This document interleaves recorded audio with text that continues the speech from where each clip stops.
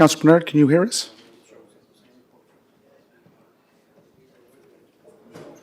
Yes, I can. Councillor Bernard, can you hear us? Yes, I can. Wayne, can you hear us? Is Wayne there? Okay. I'm here, yep. Okay. You may have to speak up a little louder, turn up your volume. Okay, land acknowledgement. In the spirit of reconciliation, we acknowledge that the land upon which we gather is unceded Mi'kmaq territory, Epikowik, Prince Edward Island. Mi'kma'ki is covered by the historic treaties of peace and friendship. We pay our respects to the indigenous Mi'kmaq people who've occupied this land for over 12,000 years, past, present, and future. Call to order. I just have a couple of items. I just want to give a huge shout out to Kim and Kevin Ladner and Ed and Sandra Clark. Both families made huge contributions to the Queen Elizabeth Foundation, and it's really wonderful when you have citizens step up and make that sacrifice, financial sacrifice. So I want to thank them on behalf of the Office of the Mayor and City Council and City in general. And item 2 is the sudden and tragic death of Jeremy Crosby. I know Jeremy from his years working as in the planning department for the town of Stratford. I think he's 20 years plus, engineer. I know his mom and dad, Blair and Barb, and his 2 kids, Ella and Reagan. He does have a sister. The sister's name is Clarissa. As Councillor Tweel knows, he comes from a wide and extended family, from extending out to the Crosbys and the McDonalds. And so I want to pay our respects to Jeremy, his partner, Cindy Burke, mother of Ella and Reagan, their kids, Blair, Barb, and all the families that were affected by this tragic and sudden death. So if I just could ask for all of us to stand for a moment of silence.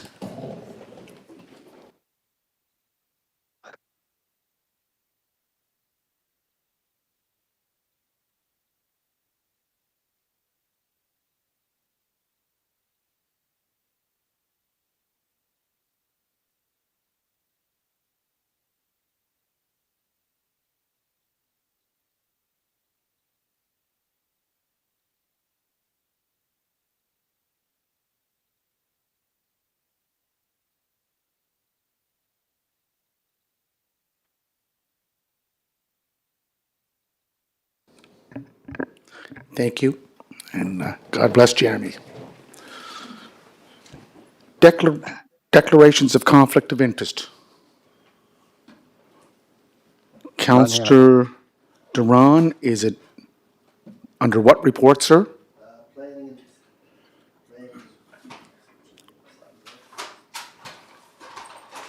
Planning and Heritage, under the bylaw official plan, the last one, Stanmore Drive. Okay. I'll just put that down. Okay. Any others? Nope. Good. Approval of agenda. Your Worship? Councillor Bernard. Worship?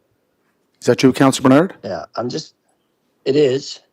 I'm just wondering, Your Worship, I have limited time here, and I'm wondering if it's okay if our committee, Economic, Tourism, and Culture, got moved to the top. Is that a possibility? And if not, then Kevin kept.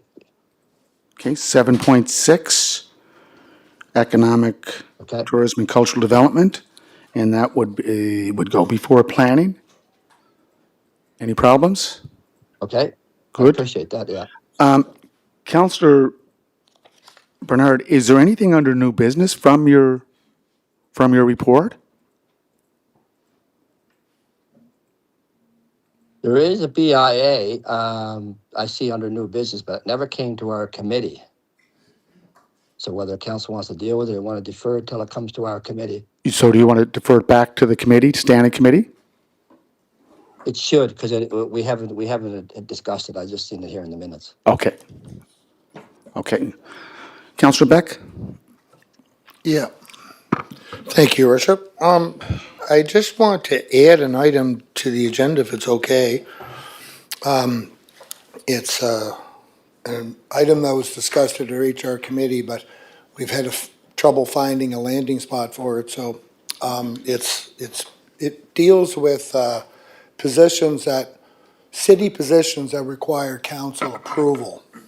It's kind of a quirky sort of situation with some of our hirings that we have.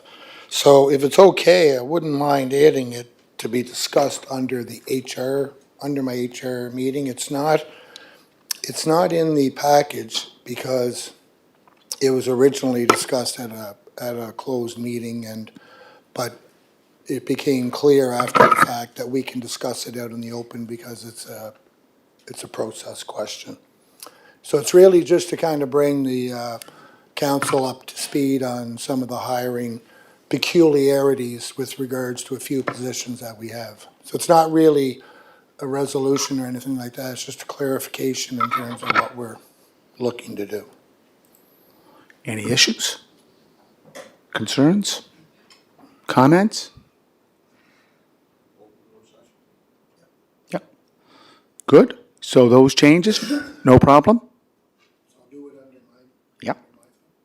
Yes. So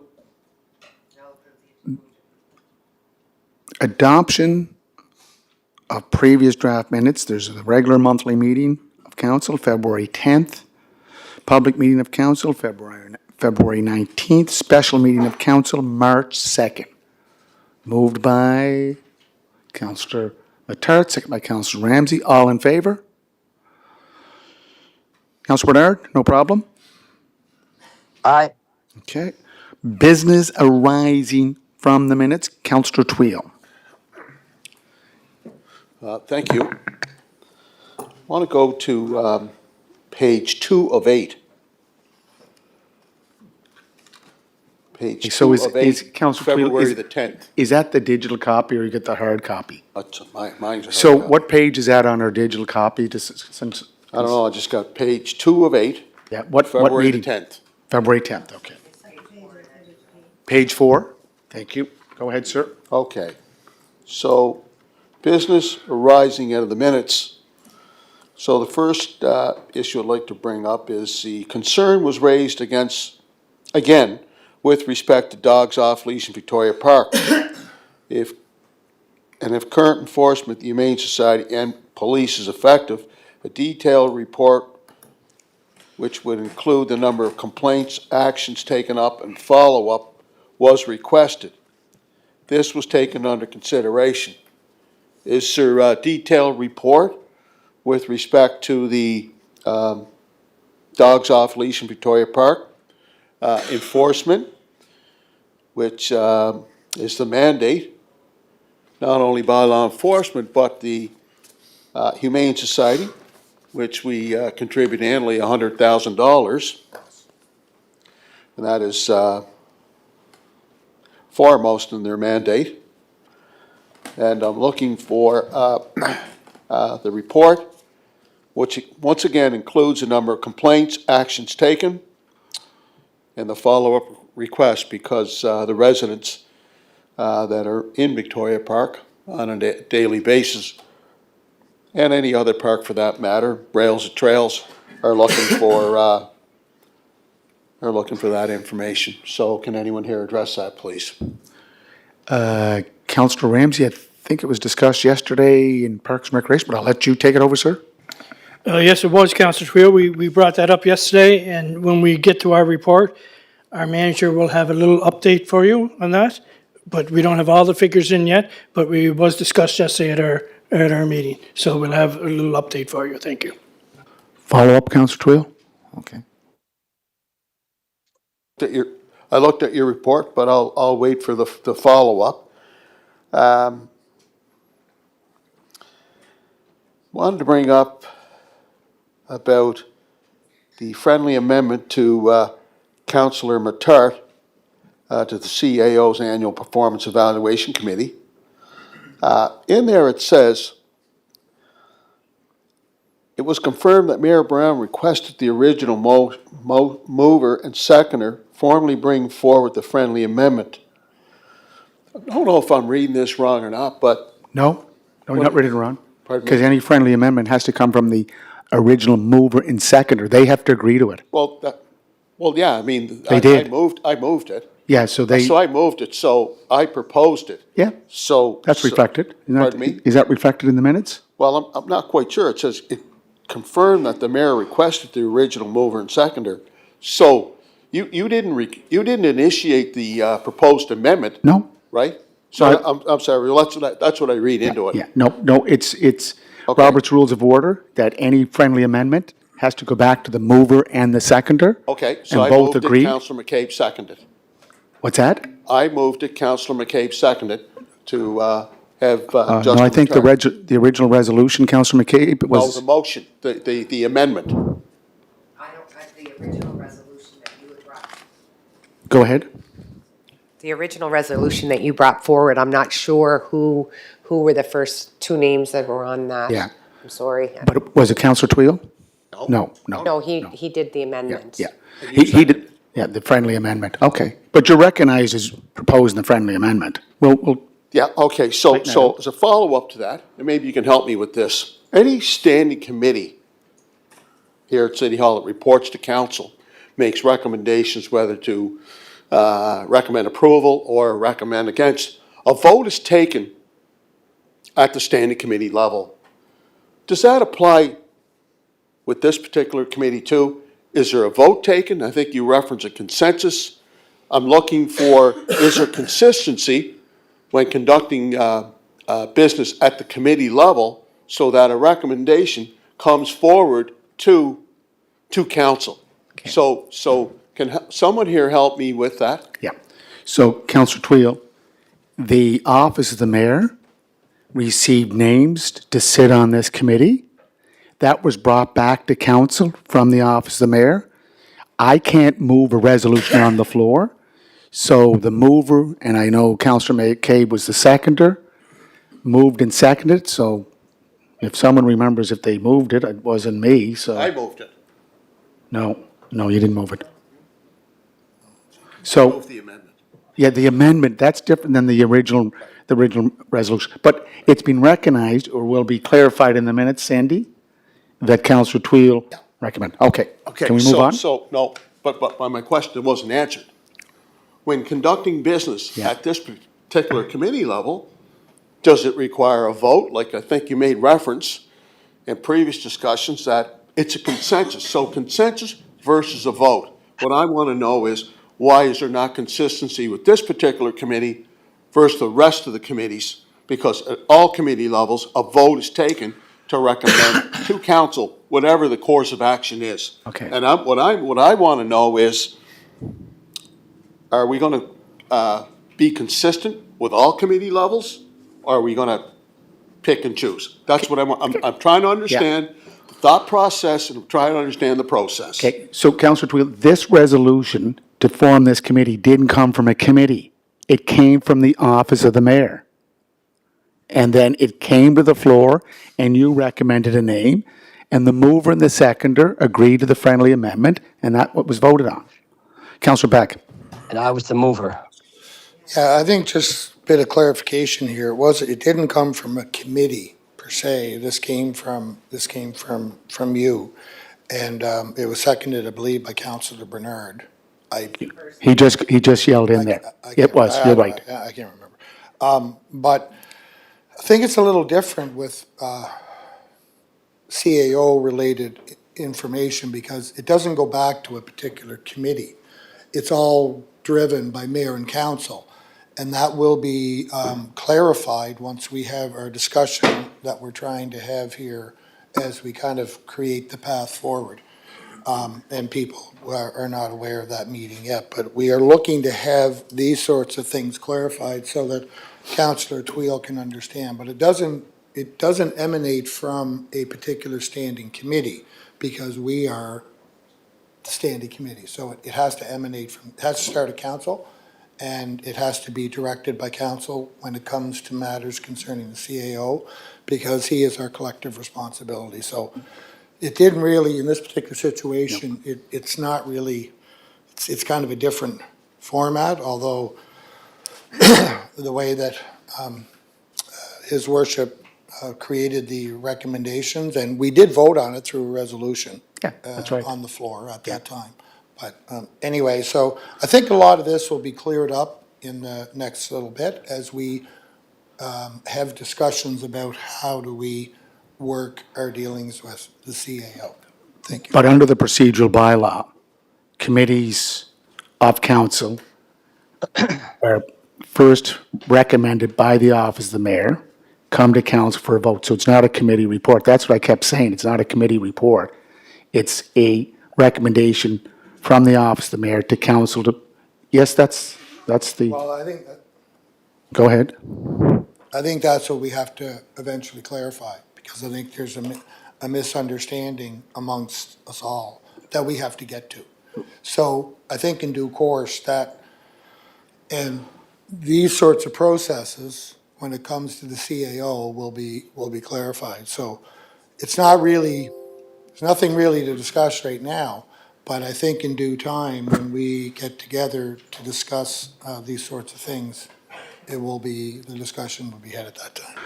Just to clarify for Councillor Tweel, the resolution that came to the floor was seconded by Councillor Bernard, correct? Moved by Councillor McCabe. Opposite. Councillor Tweel made a friendly amendment to add another name to it. Both the mover and the seconder had to agree to that amendment, which they did. So 5 names, or 4 names were added to the, or part of the resolution. We voted on it, and that created the CAO Performance Evaluation Committee. Okay, Councillor Tweel? Another question? Yeah, I do, yeah. Same thing, page 2 of 8. Council inquires to take under consideration. Sorry? What date? I'm sorry, February 10th. To page 2 of 8. It was proposed that the Parks and Recreation Committee review the possibility of increasing security in Victoria Park 24 hours a day. This was suggested and noted by the Parks and Recreation Assistant Manager. Now, I've been raising this issue for a number of years. Currently, the format is we have security Thursday afternoon, Friday afternoon, Saturday afternoon to the late evenings, and then Sunday. So we don't have security on Monday, we don't have security on Tuesday, and we don't have security on Wednesday. I'm recommending extended hours, 7 days a week. I brought this forward, and I'm just looking for a clarification as to see what the result is of this particular inquiry. Okay. Does anyone have what page he is on, Dingley? Same one? So Two I'm to just eight? looking for an update because of some of the concerns that are being expressed with the residents that are down in Victoria Park. We have a lot of people there during the summer months. That park is used extensively, and I believe we need to have that security to deal with a whole host range of issues, everything from the violation of the smoking bylaw, dogs off leash. Sometimes we have damage done to some of the Victoria Park amenities. That happens from time to time, and I think it's a wise investment. So I'm just looking for an update. I raised this, Mr. Mayor, I've been raising this now, and I was going back to it, that is in the minutes, and I'm looking for an update, sir. Similar to the fiber optic network. Pardon me? You raise it every meeting too. Well, that's good. 6 years in the making, sir. Yeah, oh, I know it is. You know, I can't help that, sir. Oh, I know. You know, that, You I were think there from the senior beginning. management was working on that, sir. Okay. So, Counselor Ramsey, do you want to take it back to your, just 1 second, sir? You got the mic, hot mic? Yes, Councillor Twill, and we understand you've been on this for a long time. We all want our parks very safe. It was not brought up at our meeting yesterday, but it will be brought up, and a lot of it has to do with budgeting. And if we don't have the money, I'm sorry, sir, we cannot put the people in the park. So something's got to be cut to put more people around. That's my answer. Thank you. Follow up, Counselor Twill? Yeah, go right ahead. I'll wait till you discuss it at your Parks and Recreation Committee meeting. Okay. But I'll remind you that you cannot compromise Yes. or substitute for safety and security, especially in Victoria Park, which is used quite heavily and quite extensively. I want to go to, let's see, page 4 of 8, February 10th. 4 of 8. I have to rely on Counselor McCabe. Is that? Page 6? Thank you. Thank you. Just want to stay with him. Yep, so Circling everything here. talked about, this is under Public Works, in reference to the Public Works Committee meeting minutes included in the package. It was recommended that the focus of heritage lighting be concentrated within the 500 lots. That's not what I recall in the discussion, specifically within the formally designated heritage zone to maintain consistency. Councillor Twill stressed that, and if you look at the minutes, it says Upper Hillsborough Street. It wasn't Upper Hillsborough, it was Upper Prince Street and Walton Drive. Even though it's not in the 500 lots, there's still historic streets in Charlottetown, and felt that historic lighting should be considered on those particular streets because of the history of these two particular streets. It was mentioned here at the last council meeting, the history of Prince Street School and residents that lived in that community for a long, long time. The Wanacott family is a case in point. Don Wanacott was born in that house, raised his family in that house. You know, you're talking well over 100 years. So I think it's important. I just want that clarification that the old-fashioned street lanterns are not just for south of Houston. It's for anywhere that has, in the city of Charlottetown, that has that historical significance and should be treated as such. Yeah. Okay, let's go to 6 of 8. So you finished with that? Did you want a response? No, No, I good, just wanted to good. clarify that. Good.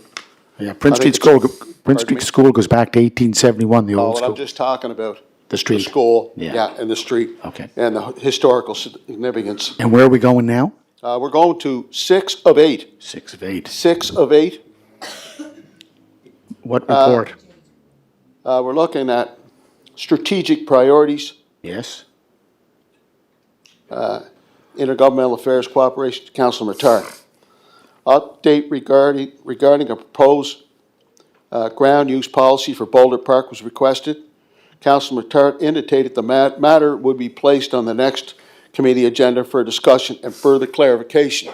Has there been any legwork done on that, Councilor Matar? I know your committee didn't meet, but just wondering from a background perspective, is there any information that you could share with members of council and try to understand the procedure, the policy, as well as Methodology. the resolution that was passed, which didn't indicate that all these different prerequisites were something that we were gonna have to abide by. The resolution did pass. The resolution passed, Mr. Mayor, but if you look at the resolution, it didn't state that in the resolution. Yeah. Thank you, Councilor Matar. Councilor Picard, any update there? Thank you to Councillor Twill. So as you know, our committee did not meet this previous month. However, I had been reaching out to Director Mike Russ regarding an update on that, and he was prepared and is prepared to provide that to our last meeting. Unfortunately, we didn't meet, so I didn't have him distribute that because I wanted to have it at our committee meeting this month. So I can certainly have him share that with council, like right now as we're speaking type thing, or we can wait until the committee meeting and have a discussion around it. So I don't have any details of Yeah. it at this point because we didn't meet and have that on, in our agenda.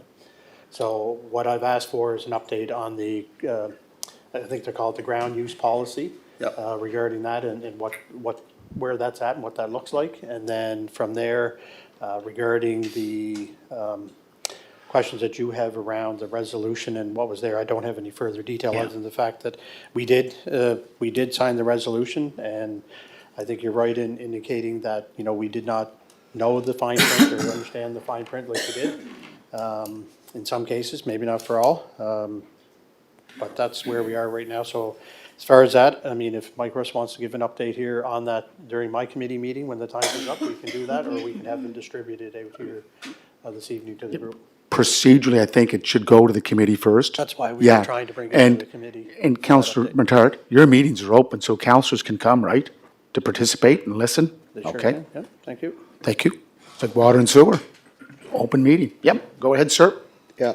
Want to go to page 7 of 8. 7 of 8. Parks and Recreation, I don't Leisure have a whole lot of Activities. time left here. Significant discussion was had with respect to dogs off leash within the city and city parks. Parks users feel intimidated or unsafe. Enforcement responsibilities, signage, if additional off-leash dog areas are needed. Councillor Ramsey indicated that staff are reviewing the signage and safety for all users. Enforcement to be clarified. What I'm looking for is the last part of the minutes there. I'm looking for clarification on the enforcement to be provided so that residents that go down to Victoria Park are intimidated by dogs that are walking Okay. on the boardwalk, so that we'll have consistency. Yep. Because right now, with all due respect, we don't have consistency and we don't have predictability. So Councillor Ramsey's going to be giving his report under the on-leash dogs. That, we'll deal with that too. Enforcement? Yeah, we'll deal with that too. We have Councillor Bernard that's online, and they have to get back to a meeting, so he'd like to give his report. So could we just move on right now? One Yeah. more. One more point, One more, okay? one more. Go ahead. Page 8 of 8. 8 of 8. Okay, would that be closed session? No? Oh, it's open. Okay. Resolved that the city of Charlottetown accept the attached Canadian Union of Public Employees CUPE 501 collective agreement for the term January the 1st, 2023 to December 31st, 2026, effective February the 10th.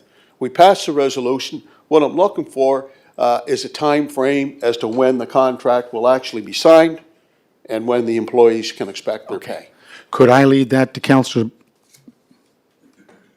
Beck, when you report, or did you want Emily to report when you give your report? Is that all right? We'll give it, Can I get an answer now? yeah, we'll get his, under his report, because we want to get moving on. Thank you very much. Could you just take note of that, Councillor Beck? Thank you. Okay. Okay, council inquiries, any other business arising from the minutes? No, okay. Council inquiries are taken under consideration. Councillor McCabe. Thank you, Your Worship. What I'd like to do is, I think, I'm not sure if it comes back to council as a whole or if it would vet through Councillor Matart's committee, that in consultation with the appropriate committee, that we look at our overall terms of reference that each committee operates under. I feel that our terms are certainly important for guiding how committees operate, but it's essential kind of to review and update these committees. I know under Protective and Emergency, there's bylaws that are still there that have since been repealed, that we need to go back and kind of look at what are we responsible for, to try to keep it at a higher level of governance versus some of them are a little murkier into the operations, just to try and make sure that we're operating under our best practice. So if we could get some direction, either the CIO is going to talk or through your committee, I'd appreciate that. Thank you.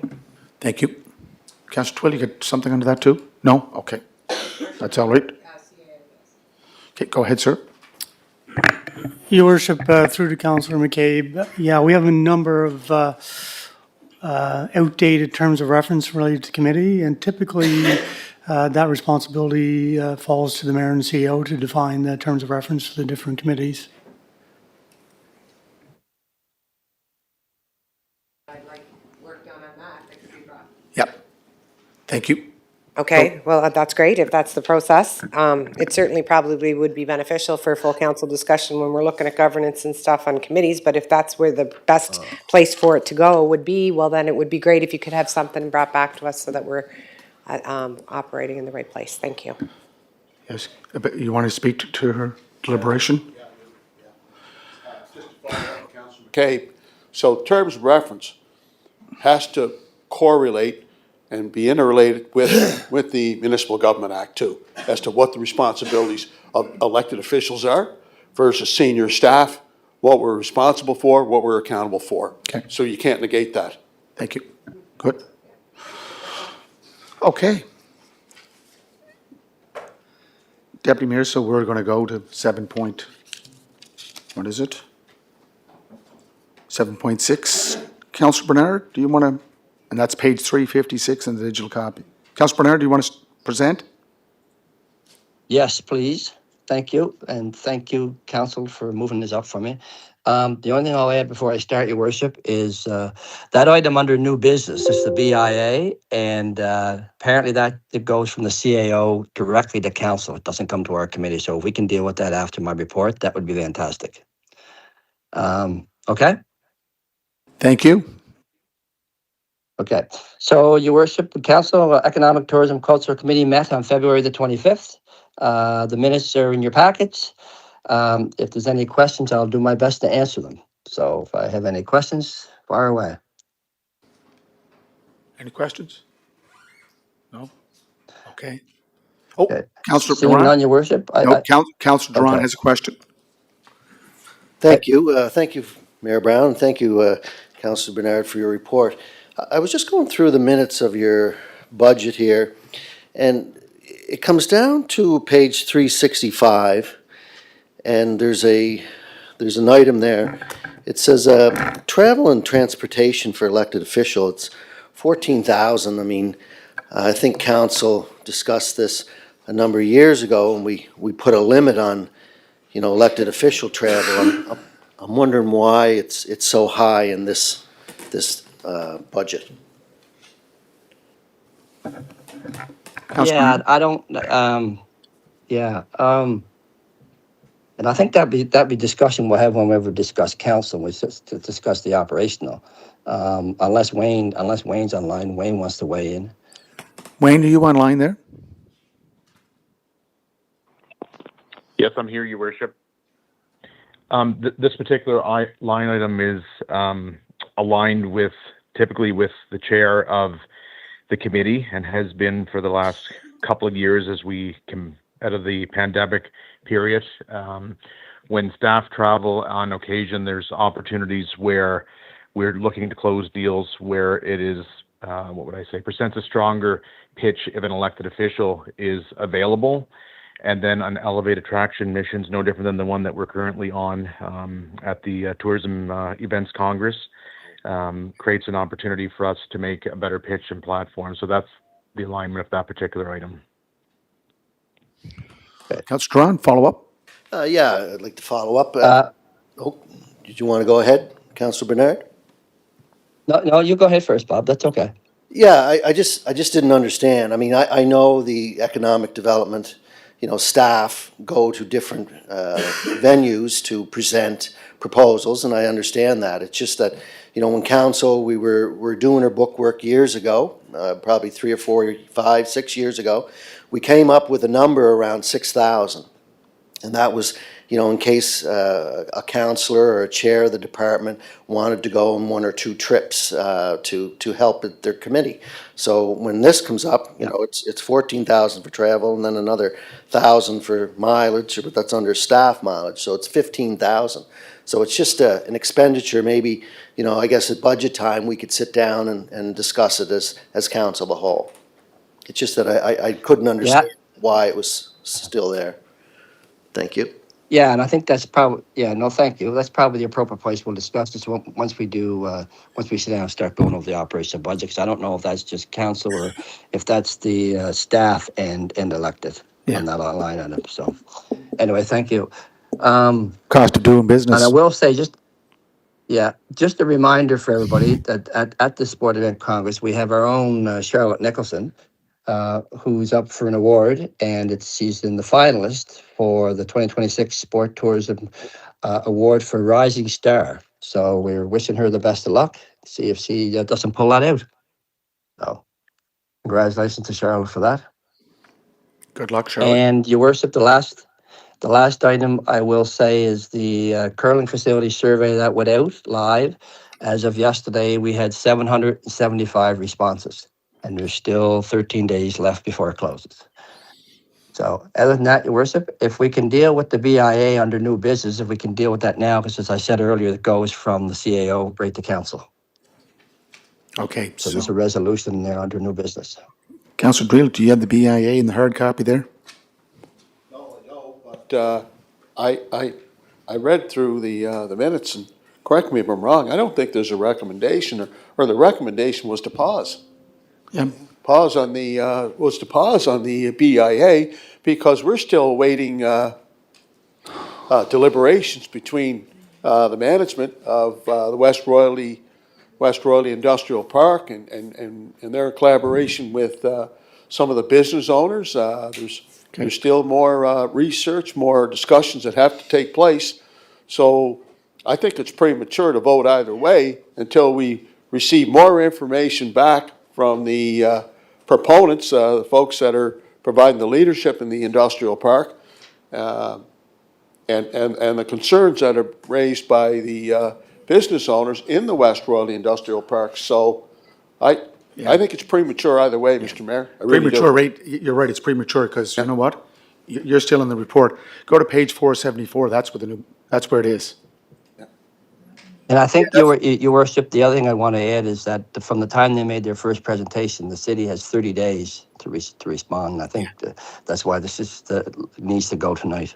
So we meet that 30-day deadline.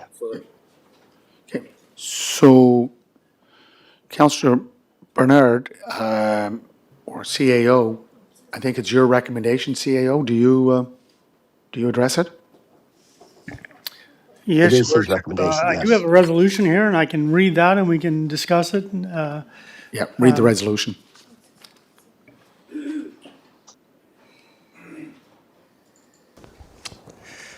City of Charlottetown resolution under new business. I'll need a mover and a seconder, Your Worship, for this resolution. I think that's Councillor Bernard. I'll move it. Do we have a I'll seconder? move it. Councillor Beck, seconded. And then, could I just ask, where's the resolution? What page? 473. 473, okay. Okay, go ahead, sir. Let it be resolved, whereas the City of Charlottetown received a proposal to establish a business improvement area, BIA, encompassing the West Royalty Business Park and the Biocommons Research Park, and whereas council held a public meeting and accepted written submissions regarding the proposed BIA, and whereas feedback received through the consultation process raised concerns regarding demonstrated majority support, the financial impact of the proposed levy, governance and communication surrounding the proposal, and the suitability of the BI model within an industrial and bioscience park environment.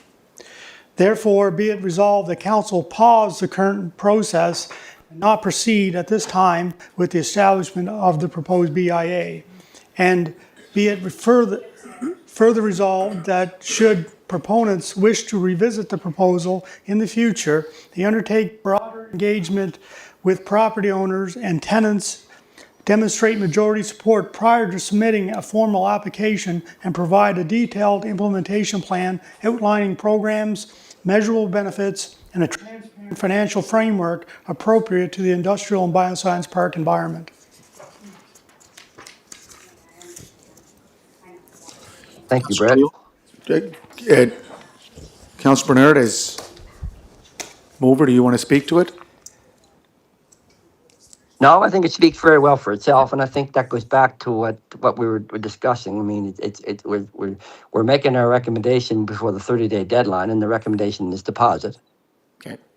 And this is covered by the BIA bylaw, correct? Exactly, This is- yes. Councillor Twill. So consistent with pausing on the resolution, I'll move a deferral. Based on, for the proponents of the BIA program and their clients to have more discussions, to understand the impact of the positive impact and effect, or negative impact and effect of the BI program and how it affects the business owners in the industrial park. I think it's premature for us to vote either way. I believe, whether it's in the bylaw or not, we should support a deferral to give the people in the industrial park more time to have more discussions, maybe come up with some options, some opportunities as to how this BIA program may work or may not work, but I think it's premature to have a vote. I think I'd like to have that deferral. I move deferral. Okay, so just before we go to deferral, Are you- is a pause not a deferral? Oh, sorry. Go ahead, Councillor McCabe. Yeah. Sorry. Go ahead.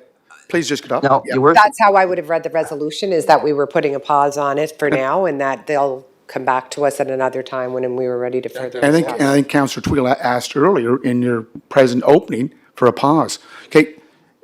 Thank you, Councillor. yep, Your Worship. Yes, go ahead. So, I mean, it's written right in the resolution that it's paused, but it's also written in there, should the proponents wish to revisit the proposal in the future, they undertake broader engagement with property owners and tenants. Demonstrate majority support prior to submitting a formal application, provide a detailed implementation plan outlining programs, measurable benefits, and transparent financial framework appropriate to the industrial and bioscience park environment. So it's paused. If they want to come back with that information, we'll definitely relook at it. Huge. 100%. Right, Councillor McCabe? Yes. Yeah. Question? Questions called? Questions called. Okay. All those in favor?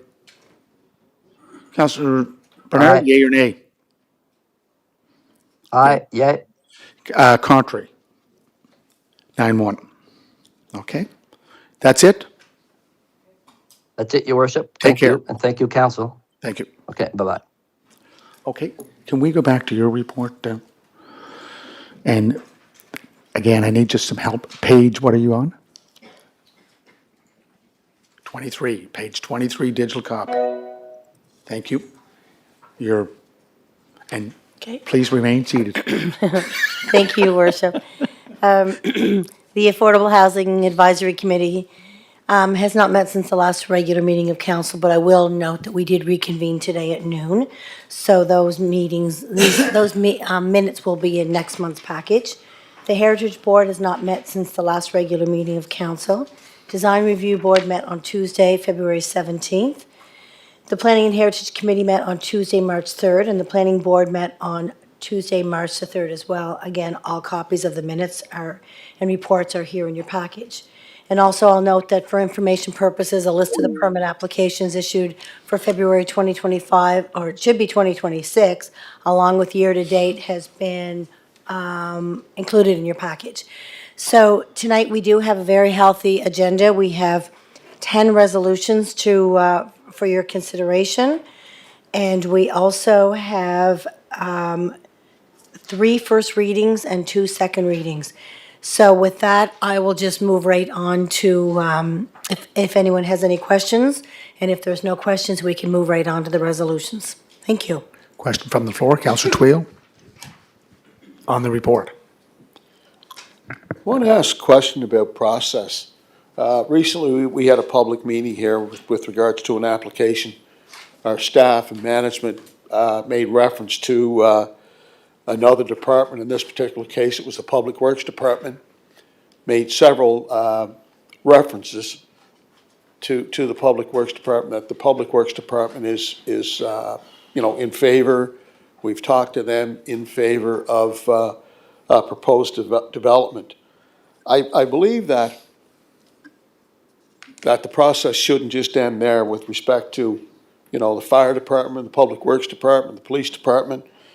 I think judgment should be held off until they hear the concerns from the residents as well, because lots of times residents will bring issues forward that maybe the public works department, the police department, or fire department never even contemplated. So I think it's premature, I really do. And I'd like you to take that back and revisit that in terms of your process and procedures, because it's not fair to say, for example, Public Works has no issue with a road being opened up in a neighborhood, or the state of the infrastructure, stormwater management, traffic, just overwhelming amount of havoc and chaos that it brings to a community that is truly a neighborhood street. So I think we have to be cognizant of departments signing off, saying we approve this development, or we approve what's required from us from the planning department, when they haven't heard from the constituency. I think what the constituency has to say is extremely important. That's why we have public consultation. Your worship, I can speak to that. Yes, sorry. Thank you, Councillor Twill. And I will note that oftentimes after public consultation, and you're correct, by the time it gets to public consultation, a lot of times the various departments have done their due diligence. However, there are many occasions when, after the public speaks, they may bring things that we may not have been aware of. So when it circles back to the department, they often then will circle back with the various departments, and/or when it gets to planning board, we have on occasion also deferred that additional information back to get that information. So if any time you see something come up in a public work or in a public meeting, and you're concerned that maybe we need to take that second look, let me know, because then I can certainly speak to that at planning board or with the staff to ensure that we do take a look at the various departments to ensure that we have done fully our due diligence in respect to the residents of the area. Councillor Matard? No, Councillor Matard was next. Yeah. Thank you, Your Worship, and to the deputy. I just want to actually, I think Councillor Twill makes a great point, and I have been often asked when planning staff and is consulting with other departments, what does that consultation actually look like in certain areas? Does that include just generally bringing forward the application? Does it include potentially site visits to locations that some department staff may not be overly familiar with, whether it be fire, public works, parks, et cetera? Because I think that's all important, as Councillor Twill indicated. I think that, public feedback is certainly, could be very good information that could be had before that assessment has been had. So certainly makes sense to have that kind of after the fact. But I would be curious to know what level of detail and assessment goes into your consultations with the other departments, environment, all of the departments in regard to property. So maybe to the deputy, if that's something you can answer, or if you can forward that off to your staff, it'd be great. Thank you. Deputy Mayor Alana Yankoff. Thank you, Councillor Matart. I think when the professional planners are reviewing applications and they seek out information from the various departments, they're doing exactly what we've always been preaching we wanted, which was to stay out of our silos and ensure that we're all taking an approach that each of the department takes their piece of that puzzle and ensures that they're giving their sign-off to the professional planners. So that's usually I don't have the exact detail of, number 2, number 3, number 4, number 5, of the exact things each department does, but each department has their responsibility when it comes to an application. Now, if David, not to put him on the spot, wants to add anything more to that, you're more than welcome to, but don't feel put on the spot, because I think I covered it. David or the master planner there, Michael? You've worked in this for a long time, David, and I know sitting on council for 6 years, departments have always been involved with planning issues. Go ahead, David. Through the chair, to address Councillor Matart's question, our standard practice is that we circulate all the major departments. There's 5 for a minimum 2 weeks, usually 3 weeks for a request for comment period. We do that on all rezoning, site-specific amendments, official plan amendments, and major subdivisions as well. Variances, it's a judgment call based on what the scope of the variance is. Sometimes we do, but usually we don't. And we leave it up to each of the 5 respective departments. That's fire, public works, water, sewer, parks and rec, environment. And occasionally we will circulate police if the need calls for it. And we leave it to each of them within their scopes and their respective jurisdictions of control to do their review, get back to us if they have any issues or not, and then we can discuss further from there. And often, when a developer approaches us, before they even file an application, sometimes they request a pre-consultation meeting, and oftentimes multiple department heads will meet with that developer to kind of hash out, all the details and what may or may not be required, so that we know ahead of time coming in that they can have a complete application and they're not held up once we get the application in hand. So that's generally what we do right now. It may evolve into the future, but for now, that's what we generally do, yeah. Councillor Twill, follow-up? Yeah, well, at the public meeting that was held to deal with one particular application, I've heard, you talk about referring to Public Works, for example. You kept saying Public Works, Public Works, Public Works. And then, the residents were at the podium and they made reference to a number of Public Works issues. And there was confusion. I attempted to diffuse that and to tell them that, we're listening as chair of Public Works. Didn't get the opportunity. I was cut off from the chair of the meeting.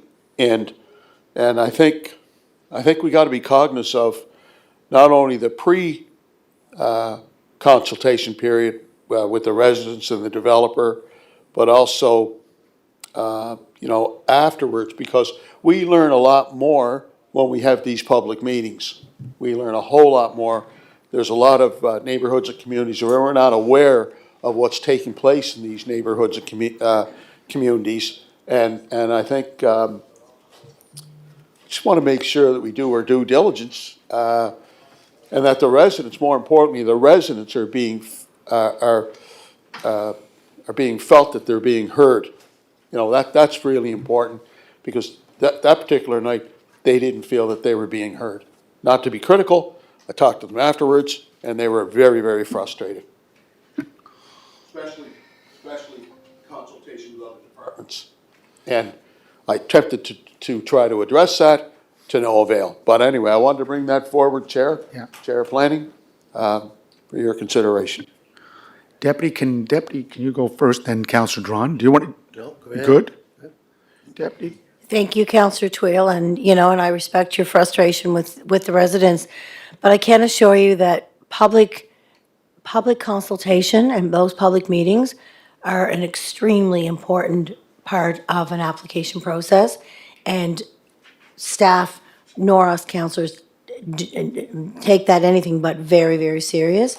So I would have to assume that once the staff listen to the public information that they're receiving, and then they go back and they have to then analyze the complete application and bring forward a recommendation, all that is factored in.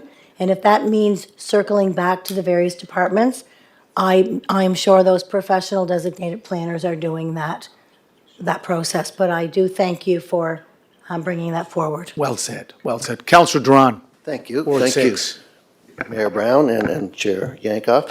I'd just like to comment on Councillor Twill's observations at the meeting the other night.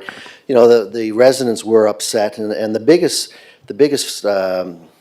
loophole or the biggest concern was the traffic that was coming out on the street there. Yes. I don't know. Fern Garden, yeah. So, of course, I'm driving by there a lot, and I go down and visit the proposed site, and then I go across to St. Martha's. And now planning, we're requiring 2 ways to a new development. I guess, a way in and a way out. So the way in or way out was one on Mount Edward and one on Fern Garden or Lilac there. When you go to St. Martha's across the street, there's only one way in. I'm just wondering, can this development be looked at, to have, almost a cul-de-sac of an entrance and exit on Mount Edward Road? Is that too much to ask? And then the community wouldn't be, faced with a lot of traffic on that street. So, is that an option? I know you went to the province and the province gave okay because it's close to the bypass. But if you come back up, maybe 2 entrances on Mount Edward Road might be sufficient, but maybe, you have reasons for that. But thank you. Deputy, do you want to just take that back, whatever you wish? Yeah, Counselor Drawn, do you want that question answered by David? Because we can do that right now, if you wish. That would be terrific, just to say Okay. why or why not. We can't do that. That would alleviate any concerns where a lot of the community would have with traffic going onto that street. So maybe there's an answer that I'm not aware of, and if there was, then I could go back to the residents and inform them that. Thank you. And there may not be an answer right now, but we can ask David if there is, and no is an okay answer if there isn't, but we could bring that back at a later time if there is no answer right now. Because the resolution has not come to planning No. yet. No. Thank you.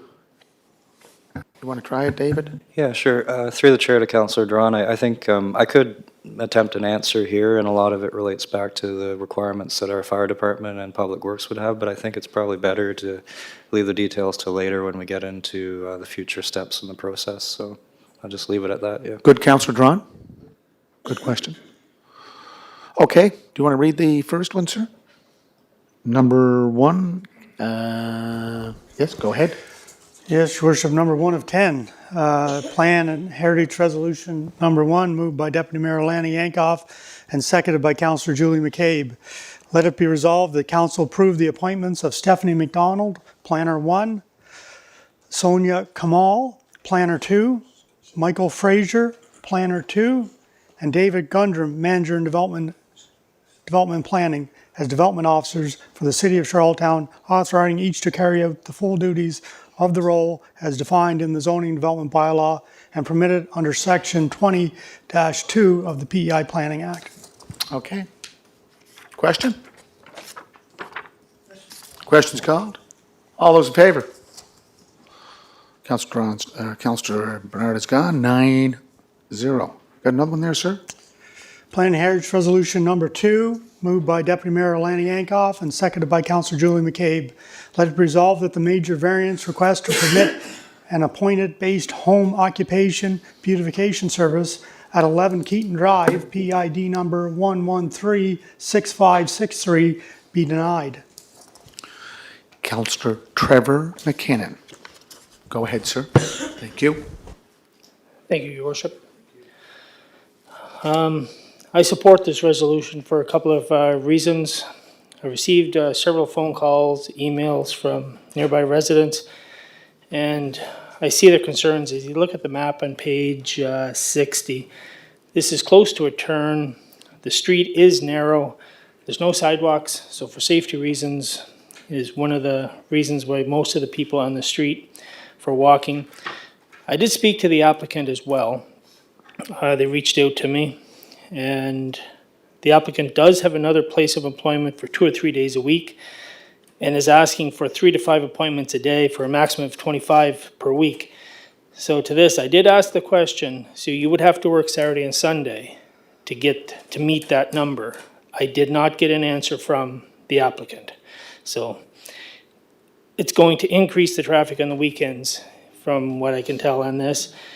And in the past, like in here, we seem to be approving more and more neighborhood businesses that they're being approved in residential neighborhoods. So the people are building and buying in residential neighborhoods for the quietness. So we keep approving businesses, extra traffic, increased safety concerns. So for those reasons, I support the resolution. Councillor Beck. Thank you, Your Worship.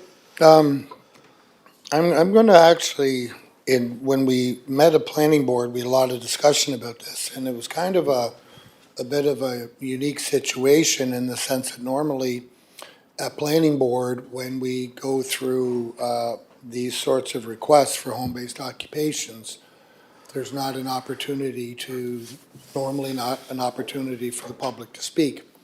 We did have a fair number of residents who showed up that night, all speaking in opposition to the request. And the chair granted that, and I supported that because I think they showed up, and I think if they took the initiative, they had to be heard. There is a letter, the applicants were not present that night because, again, their misunderstanding was that they were not required or not supposed to be there. So there was a bit of that went on. I do know that the applicants submitted a letter. I don't know where that went. I don't see it in the package here, but it outlined their situation. And one of the concerns I had when we were talking at planning board was the traffic piece and the congestion and things of that nature. When it came back that it was clearly defined as one client at a time, maximum of 5 per day, maximum of 5 days per week. That's very much in keeping with other ones that we have approved prior to this application. So in light of the information that I have and some of the new information that I've received since our board meeting, I'm actually going to vote against this resolution. And so that's my rationale for it. Thanks. Okay, thank you. Councillor Ron? Thank you, Mayor Brown. You know, when a official plan comes out and our bylaws and everything about the city of Charlottetown, you know, it promotes home-based businesses. That's what you're allowed to do. You're allowed to apply, get a home-based business. You know, when we ask here 3 to 5 people a day, could be 3, could be 4, could be 2. That means you have a visitor. And you know, I have knowledge of things like this, where some lady comes to get her hair done, she pulls into your driveway, she walks in the house, she's there an hour, hour and a half, she's done, and then she leaves. Like a traffic concern? Like, that's like a visitor. You know, sometimes, you know, my mother had lots of visitors. You know, she might have 5 visitors a day. There was never a complaint like that. Something like this business that we're trying to do is we're trying to open, you know, our community, let people flourish, have a little bit of business. Maybe there's children involved that, you know, you don't have to put in daycare, that you could do a haircut and you know, all these options. That's what makes a city flourish. But if we consistently say no, you know, we're not allowing this because, you know, people just want a home where it's quiet. Well, that ship has sailed. You know, if we're going to flourish as a city, we have to open up our doors to different options, which is a home-based business. You know, things like that. Same as the secondary suite, where we have other people in our homes. Like, let's not just close the basket because traffic or safety. I mean, that's 3 customers a day. That's pretty silly. That's like 3 visitors. So I won't be supporting this, and I just wanted to state my opinion. Thank you. Deputy Mayor Yankoff? Yeah, thank you for that. Yeah, this was an interesting file, and it was unfortunate that the applicants weren't there to, and I'm not sure, I didn't see the letter in here either. And before I continue, do we know where that letter is? Because that was supposed to be in the package unless I missed it. David, do you know what happened to that letter? Was it emailed out? Through the chair, It Deputy was Mayor. it was emailed, sorry, go ahead, sir. We'd have to check back, but we did email the council a copy of the application, Yeah. so it was clear what the request was all about, so, yep. Was an email from, I think was sent from you, David? Correct, yeah. Yeah. Just go back to you, Deputy. Thank you for that clarification, and I know I did read it, and I appreciate that clarity. And, you know, as Chair of Planning Board, I did allow folks to speak because there was some confusion in their part that they were showing up because they were told they were able to speak. Whether that was the case or not, I allowed them to speak as the applicant. If they had been there, obviously they would have had their 10 minutes. But one thing we did discover was that it is a small start, a beginning business. They are hoping to, you know, have 5 clients a day at the very most, 5 days a week. And although the staff has recommended that we would have supported this small business in somebody's home, the planning board went against staff's recommendation. This evening, I won't be going against staff's recommendation. I will be supporting the applicant. And the joys of this, if we do decide to relook at this evening and accept staff's recommendation versus the planning board. Council does have the ability, in our bylaw, in fact, we have the responsibility to put forward what the hours of operation and how many clients per day, which I think addresses the concerns of the residents. But we have to remember too that some of the most successful small businesses that are now big business probably started in a home somewhere. So I think it's hard not to encourage folks to have that ability. And I will remind everyone, I know there was some talk of that there was a short-term rental happening there too. I can assure you that it's one home-based business per home. So if you're deciding to have this beautification service, that there wouldn't be an STR license issued for this home occupation. So that being said, I am not going to support this resolution. Instead, I am going to not support it in hopes that maybe we can have a wholesome discussion on a different resolution, but that's where I am with it, so thank you. Councillor Beck? Yeah, I'm just wondering, with regards to that letter, we did all receive that letter, but should that be in the public record too? I think that should be there for, I think that's a missing component on the, and I appreciate the letter, Dave, and getting that, but I think it's one thing for us to know that, but I think if someone's looking in and seeing, well, where did this letter come from? I think it should be included in for the public record as well too. Thanks. Duly noted. Councillor Matart? Thank you, sir. Thank you, Your Worship. Just a couple of questions for the chair, just to clarify. When a major variance is being requested for an appointment-based home occupation, does that stay with the current owner, or does it stay with the life of the PID, is my first question.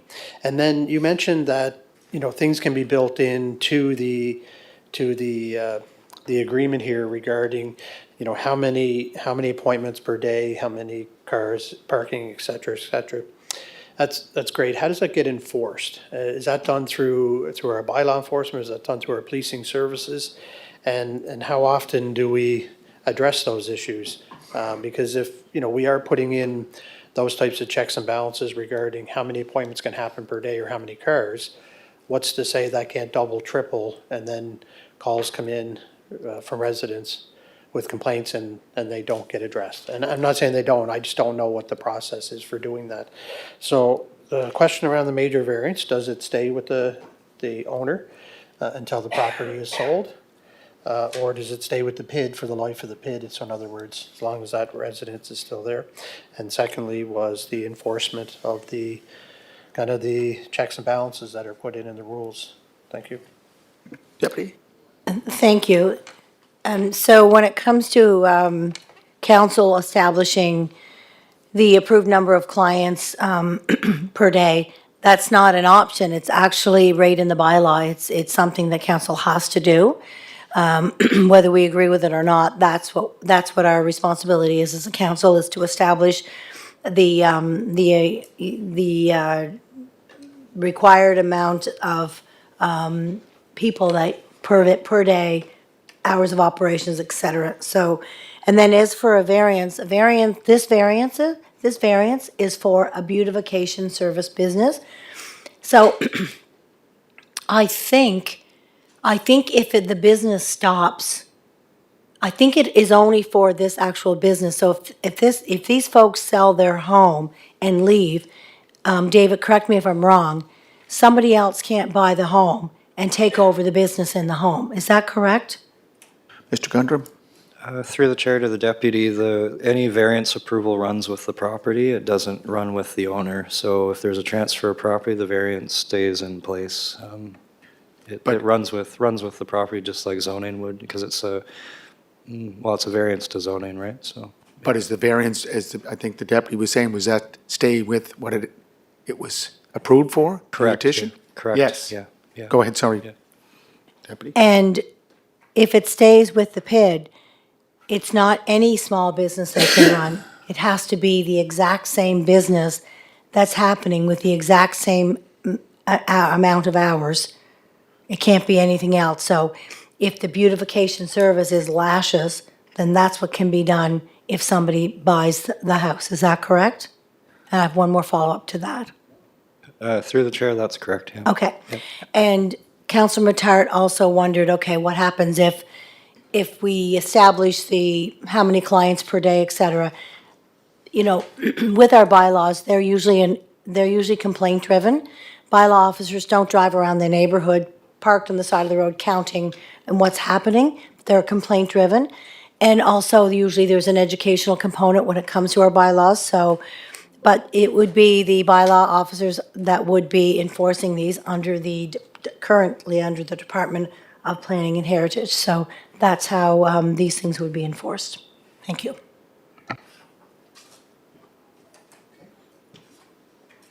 Councillor McKinnon? Thank you, Your Worship. Deputy Mayor, you've clarified there. I'd just like to know that there is rules in place. It looks like it's going to pass. So just my only request to council is that this operates on a Monday to Friday and not allow into the Saturday and Sunday when kids and stuff would be, I don't know if that's an option for us, when the kids would be on the street, more families would be walking on the street for safety.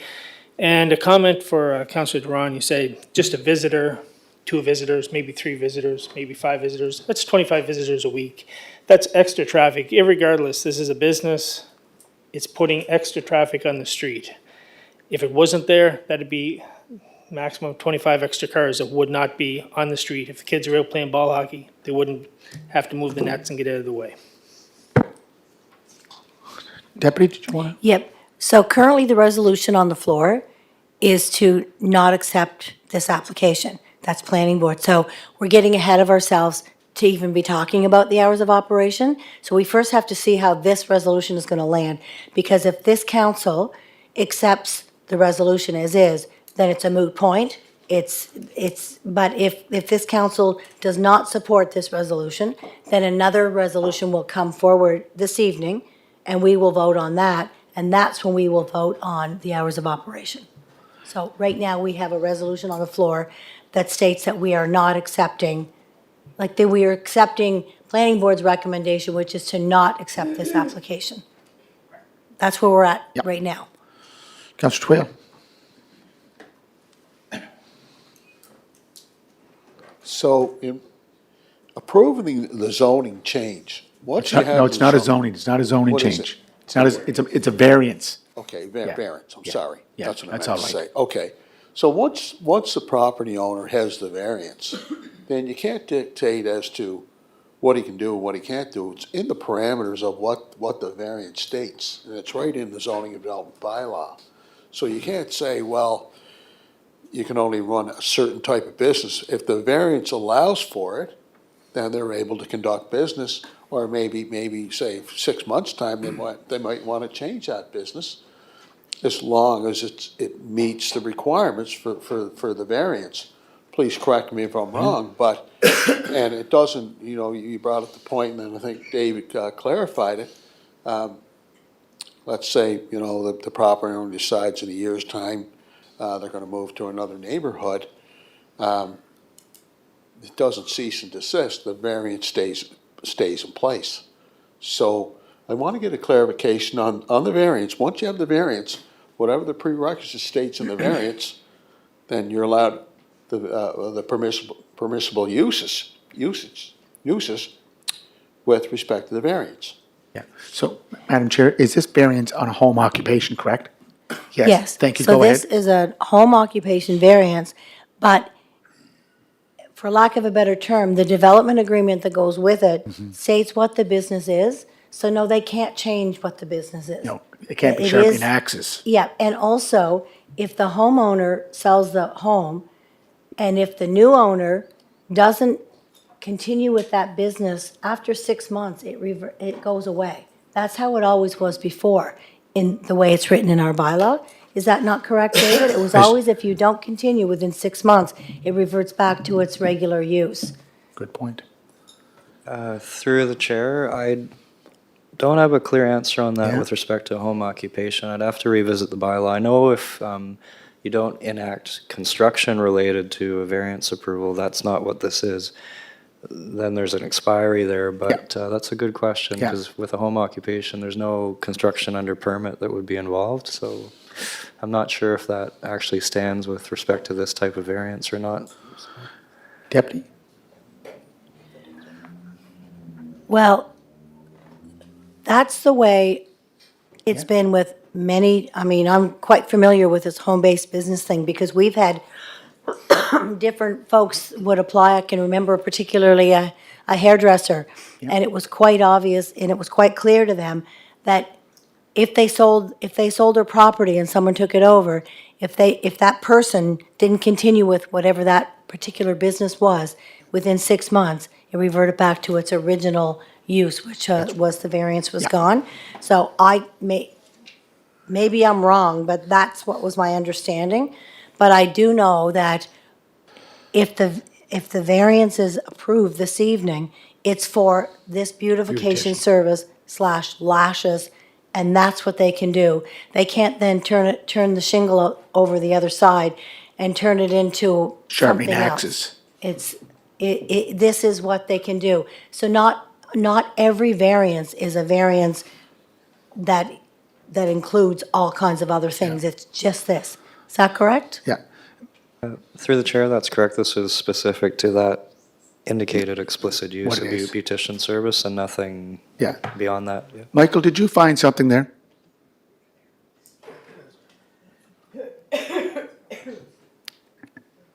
Thank you, Your Worship. Through to the chair, the bylaw indicates for both the minor and major variance, or in those two sections, that if after 2 years of variance approval, no development and/or building permit has been issued, or the development and/or building permit has not been acted on, the variance and the related permit shall automatically be deemed null and void. But it doesn't speak to, at least not that I've been able to find in these last couple of minutes, an expiry based on the use ceasing on that property. Okay, Councillor Beck, and then Councillor McCabe. Thank you, Your Worship. So I just want to go back to what you said earlier, Deputy, about if we do not approve this resolution, another resolution will be coming forth. Would that be the original recommendation that was made by planning staff to go ahead with to approve the home-based occupation? Is that what the nature of that would be? Deputy. Yes, but it would reflect because a resolution is supposed to end in a positive. So it would turn around and it would just be, is that not right, CAO? The resolution would basically read that it would be, that's always the way it is. If it's rejected, then it has to come back as a positive. That's right, affirmative. Affirmative, yeah. Yeah. And then With- we'd have to then state in the hours of operation, and we'd also have to put the clarity in there, because it can't just say beautification service, because that could be anything. It's got to be clearly that it's the lash business that was in the report. Correct. Correct. So if you look at page 56, it does give to allow for appointment-based home occupation in the form of beautician service, and then it has 2 and 3. Councillor McCabe? Thank you. I think we're getting mixed up with, when we did the non-conforming uses, I think that's when, after 6 months, if the property's sold, that's what I always Yeah, understood. that's a good one. Where if we are actually approving a variance, I don't know if that shuts down after the 2 years. I know we've shut it down on non-conforming uses, the Creed property, a few of those properties around the city, but maybe it's different. Anyway, I was just chiming in Yeah. on great conversation. Okay, so, question? Questions called? Okay, all those in favor of the 11 Keaton Drive be denied? All in favor of it to be denied? Okay, can you just raise your hands? Councilors Tweel, McAleer, Matart, and McKinnon. Just 1 second. All those in favor of the, now what would it be?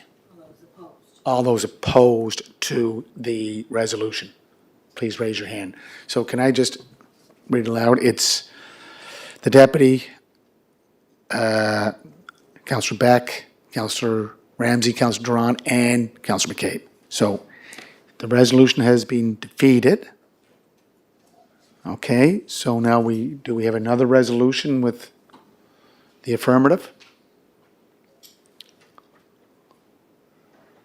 CAO? Your worship, we do not have, excuse me, let me stand corrected here.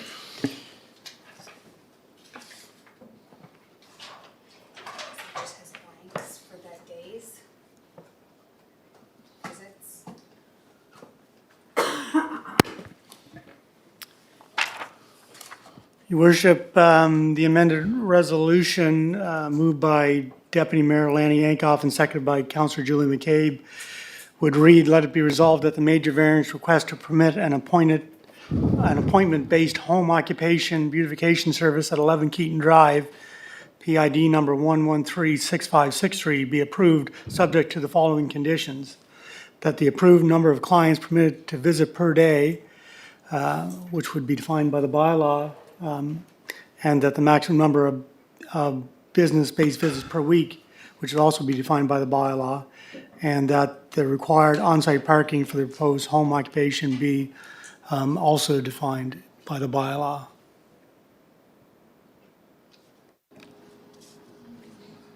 Clarification there, Deputy? Do you want to get some? I'll just 1 second, please. Go ahead. So what the bylaw says, without saying the exact, is that council has to establish the amounts of appointments per day. That's in the bylaw, unfortunately. So council has to do that tonight. And the only thing I ask is that there should be a friendly amendment to that resolution. Beautification could be anything. I think it needs to be clearly, is it cosmetology, what is it? And it's lashes, so it should be clear what it is, or we're getting into, different types of businesses. I think it needs to be clear what the business is. Okay, this song keeps, okay. Can we fix that up? Your worship, is there a friendly amendment? There is a- Yeah. Supporting the friend. Okay, so the mover and seconder approve the friendly amendment. Councillor McCabe? And the friendly amendment? Good, okay. So you're writing that in? Sure.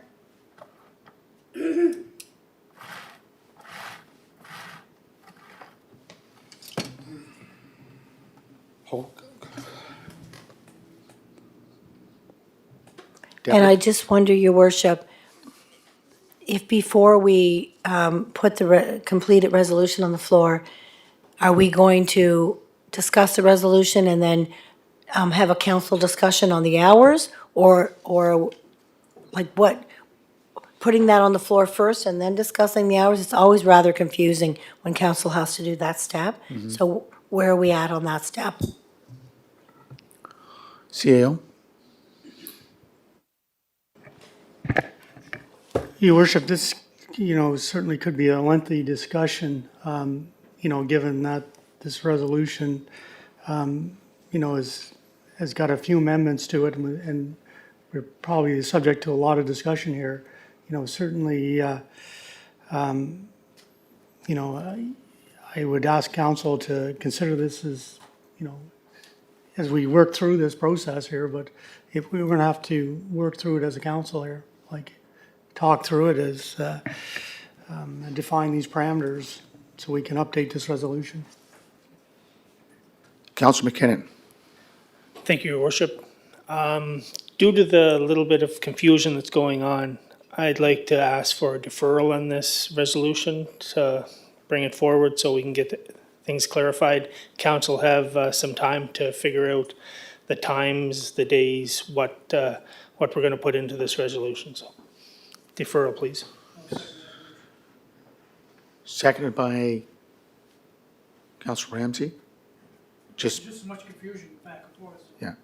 Deputy, do you want to speak to it? So the issue is you're deferring it back to the staff and to planning board, but they're not making this decision. So you're deferring it back to no man's land.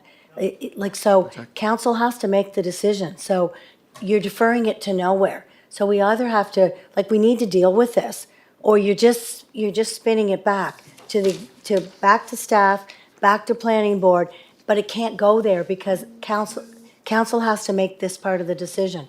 Now, the applicant put in their letter, I believe they asked for 5 appointments per day, 5 days a week. So I put forward that we allow for 5 appointments per day, 5 days a week. Okay. I think, Councillor Beck, that I'm going to try to manage this as best as possible. Councillor Beck, is it 3 to 5 or is it? Yeah, I think they were saying 3 to 5, but I Yeah. think if you put an upper limit, I think that could capture the 3 or 2 up to 5, maximum of 5. Yeah, is that all right? To Councillor, Okay. to satisfy or allay some of the concerns, I would like to add that it'd be Monday to Friday. If we can put that Yeah. in to avoid the weekend traffic, if that was requested as an issue. And the parking would be 1, because it's only 1 client at a time. And there is sufficient parking for 4, as clarified by David in the letter. So there is sufficient parking on site. And since it is one visit per client, we can put that in. So I would not support the deferral. And if we went according to this resolution, I would say that the approved maximum number of clients be permitted to 5 per day, Up to 5. and Maximum that the 5. maximum number of visits be 25 per week. Yep. And that this be conducted Monday to Friday.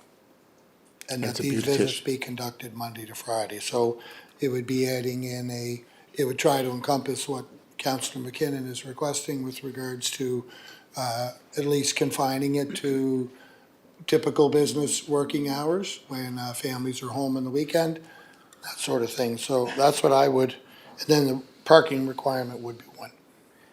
Madam Chair. So Yeah. I don't know, I'd No, recommend I that. think, do you want to just drop your, yeah, deferral's dropped. So do we define beautician? Yeah, so I'd like, I know the applicant, I believe it's a lash business. Yeah. I believe it is. It's in their Yeah, application. and the other thing, I hate to like turn this into a big debate, but mercy, we all know that Saturdays are a big day to get your stuff done, your nails and your lashes. And it's a shame to not let them off, like have an option of a Saturday work, and still say 5 days a week. And it's 5 days and they pick the 5 from Monday to Saturday. It just, I'm not gonna, die on that decision, but I just think it's a shame, as I think we all know, Saturdays sometimes are a day that folks would get this service may be done, but anywho. And are we supposed to put hours of operation too, or are we okay with any hours? I can't, David, are we supposed to put hours of operation too? Mr. Gundrum? I through the know chair. the nails, I do my own nails. Through the chair, Deputy, the zoning bylaw doesn't give any allowance to regulate hours of operation, only a number of appointments, yeah, yep. And parking, yeah. Okay. Councillor Beck, Councillor Twill has been waiting. Yes, sir. So obviously, there must have been anticipation that the resolution was going to fail to deny the application. And I certainly wish the applicant all the best. I really do. And it's hard sometimes when you're dealing with these issues because you're trying to balance that with the concerns from the residents. I wonder, besides what's illustrated in this resolution, is there any other type of compromise? I mean, I understand the residents showed up at the meeting, they expressed their concerns, and they were pretty adamant. Is there, like, when we go to pass a resolution like this, council's gonna take it upon themselves to go ahead and pass a resolution? Do you think there might be the opportunity to go back and talk to the residents to say, here's what we're looking at, here's what we're looking at passing. Are you folks okay with it, or you're not okay with it? Because, you know, it's their neighborhood, and like I said, I wish the applicant all the best, I really do, and I mean that sincerely. But, you know, sometimes you're in a catch-22. I know there was a home-based business here not all that long ago the council said no to. So, you know, I'm not sure if we even have consistency when it comes to home-based businesses. So, like, do we need to consult with the residents before we pass this resolution? Yeah. Or we just take it upon ourselves and, no, we're just gonna pass the resolution? Councillor Twill, Yeah. resolution's not negotiable. Resolution means resolved. That's what it means. So Oh, okay. It's not Oh, negotiable. I thought the resolution was all encompassing, was all inclusive. Yeah, it That is. when we To have come to a it- when we- resolution to, No, we had a meeting and the residents showed up to the planning board meeting. yeah. They expressed their concerns. They would have read the package where council's gonna deny the application, but now council chose not to, and that's the will of the council. Now we're gonna approve it. So if you're gonna approve it, do you think you should be doing due diligence in the spirit of some type of a compromise and having a chat with the residents, say, look, we're gonna pass this, do we need to, talk with the residents? Again, Yeah. I appreciate the gentleman that's here tonight, the property owner, the business owner, and I wish him all the success. These are, you know, you might Yeah. think it's not a big deal, but when residents come out and state their perspective and their views, I don't know, is there a compromise, Deputy Mayor? Is there a compromise? Deferral was taken off the floor, so Deputy, do you want to just respond to that? I know in the recommendation from, I can respond, and, you know, I understand, you know, that Councillor Twill has always been and always will be very concerned with the residents and respect for what their thoughts are and how is this going to adjust to how their neighborhoods are. But unfortunately, right now, we have a resolution on the floor, and I'm going to propose that we make the friendly amendment to state the type of beautification service it is, which is a lash business. Yep. And I'm going to say it's 25 appointments per week. Yep. And it can be Monday to Saturday, but it's only 5 appointments per day. 20. So we are going to trust that the folks are going to respect their development agreement, and they can choose those 5 days in case Saturday is important to them, and 5 days a week, 5 appointments per week, per day, and they have 6 days of options. okay, okay. That's what I'm going to propose that we put into the You resolution. got that, CAO? Okay, question? Question's called. Okay. Yeah, he's going to read the resolution. Yeah, your worship. Yes? As I was gathering my thoughts there, I just looking for clarification on the type of service, like Beautician. cosmetology Lash. slash lash or just lash? Threading, eyelashes. Okay. And what's the other one? Okay, and sorry, your worship, again, as I was gathering my thoughts, I missed Deputy waxing. Mayor's last point about the hours, the days of operation was. 1 second, Deputy, go ahead. I agreed with Counselor Beck that they can have 25 appointments per week, 5 per day, but they have 6 days of the week that they can choose from, of which of those 6 days that they want to run their business from. So they're still going 5 days a week, 5 appointments per day, but I just didn't want to take away an option of a Saturday if that's a big day for the lash business. I Hours just of don't know. operation? We can't do hours of operation. Thank you. It's just appointments per day. Yeah. Won't be midnight. No. I think I got it straight, your worship. We'll Okay, try it again. read it out there. Planning and CAO. Heritage Resolution, alternative Good job. resolution, moved by Deputy Mayor Lanny Yankoff and seconded by Councillor Julie McCabe. Let it resolve that the major variance request to permit an appointment-based home occupation lash service at 11 Keaton Drive, PID number 1136563, be approved, subject to the following conditions. That the approved number of clients permitted to visit per day be 5, and the maximum number of business-based visits per week be 25, allowable 6 days a week, and that the required on-site parking for the proposed home occupation be 1. Okay. Councillor Twill, Councillor McKinnon, and Deputy Mayor Yankoff. Councillor Twill. Thank you. Deputy Mayor Lana, can you please tell me the difference between this resolution and the resolution that was just defeated? What are the similarities and what are the differences? Okay. You want the resolution? You want to read it? No, I can.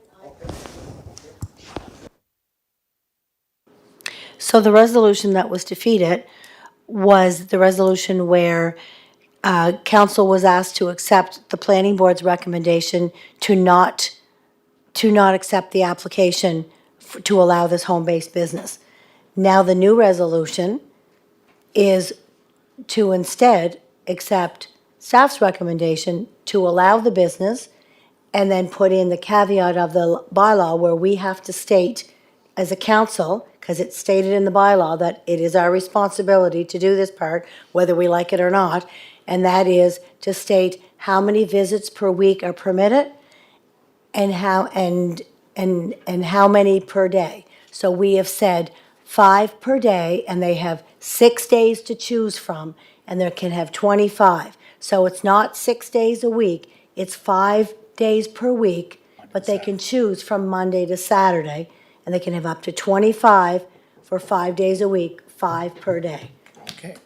Councillor McKinnon.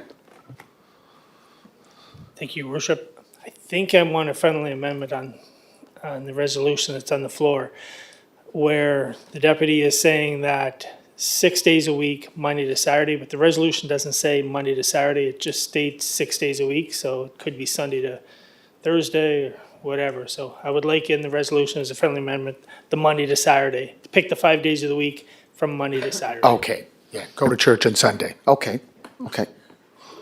Yep. I do. You got that? Is that all right with the mover and the seconder? Councillor McCabe? Did you? Yep. Questions called? Questions called, sir. Okay. Can I get it ready? Yeah, no, he's going to read it again. Oh, yeah. Reread. Want some water? Planning and Heritage Resolution Number 2, moved by Deputy Mayor Lanny Yankoff and seconded by Councillor Julie McCabe. Let it be resolved that the major variance request to permit an appointment-based home occupation lash service at 11 Keaton Drive, PID number 1136563, be approved subject to the following conditions. That the approved number of clients permitted to visit per day be 5, and the maximum number of business-based visits per week be 25. Operating 6 days a week of service, Monday through Saturday. That the required, no? Okay. Operate 6 days a week, right? Should I just ask the mover? Or the Oh, yeah, seconder? sorry. Could you, yeah, please, Deputy. yeah, it's, go ahead. Just clarify. I think they've captured that it's giving the operator the option of any of those 6 days in case they want it to work on a Saturday and not on a Monday or not on a Tuesday. So they have the option of 5 appointments per day, 5 days a week, but they can choose from 6 days of the week. Oh, mercy. Monday to Saturday. Monday through Saturday. Whew. Okay. Oh, no, it's democracy in action. Yeah, how's that working? Want to read again there, Sue? Okay. Thank you, Worship. So just for clarification, before I read the full resolution, operating 5 days a week, the operating days be between Monday and Saturday? Correct. Okay. Plan and Heritage Resolution Number 2, Your Worship, moved by Deputy Mayor Lanny Yankoff and seconded by Councillor Julie McCabe. Let it be resolved that the major variance request to permit an appointment-based home occupation last service at 11 Keaton Drive, PID number 1136563, be approved subject to the following conditions. That the approved number of clients permitted to visit per day be 5, and the maximum number of business-based visits per week be 25, operating 5 days a week between the days of Monday and Saturday, and that the required on-site parking for the proposed home occupation be 1. The affirmative? All those in favor? Okay, I just need to, hold on. Okay, contrary? So it's Councillor Matart, Councillor Twill, and, hold on, Councillor Twill, McKinnon, and McAleer. Good? Okay, second resolution?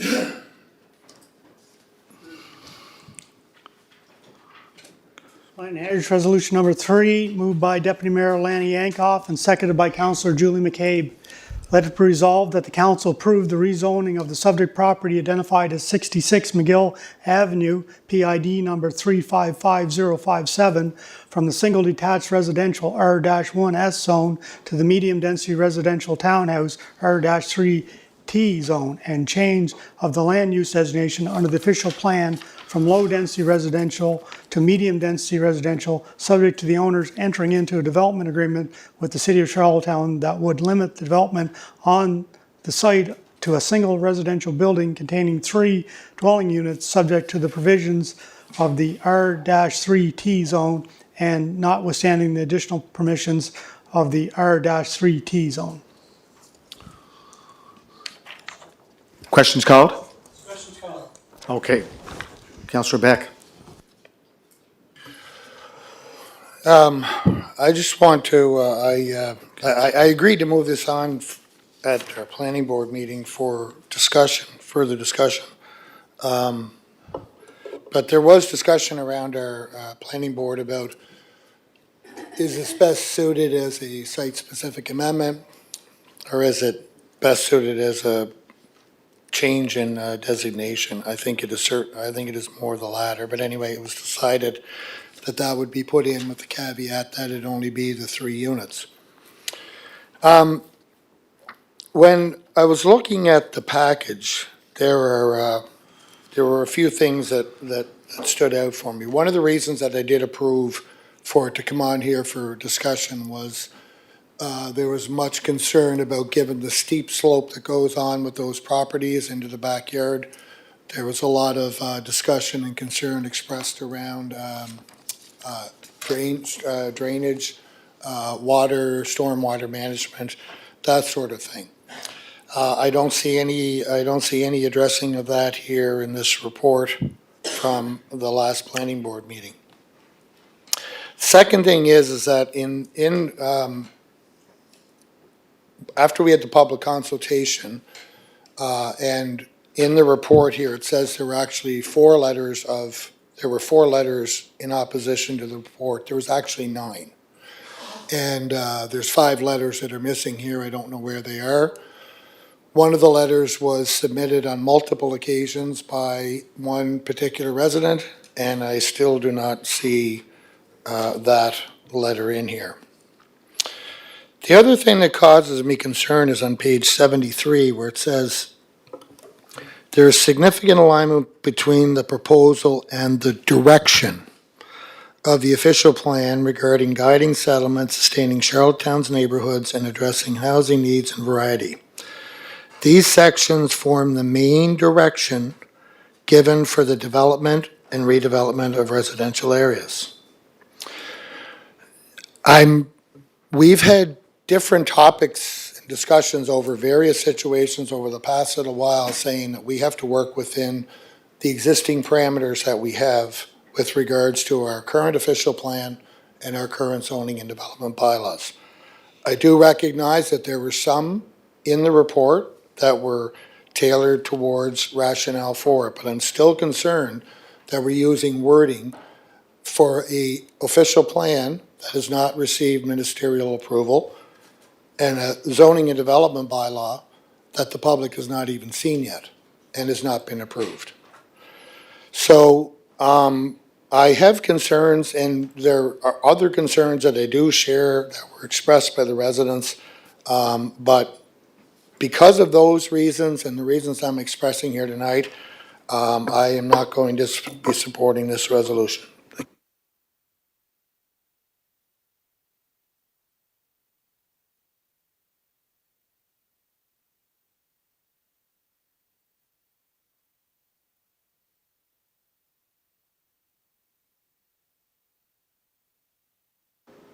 Thank you. And thank you, Counselor Beck. I think that, I think we could address, where are the 5 missing letters? One of the things, there was a very long conversation around site-specific versus the rezoning.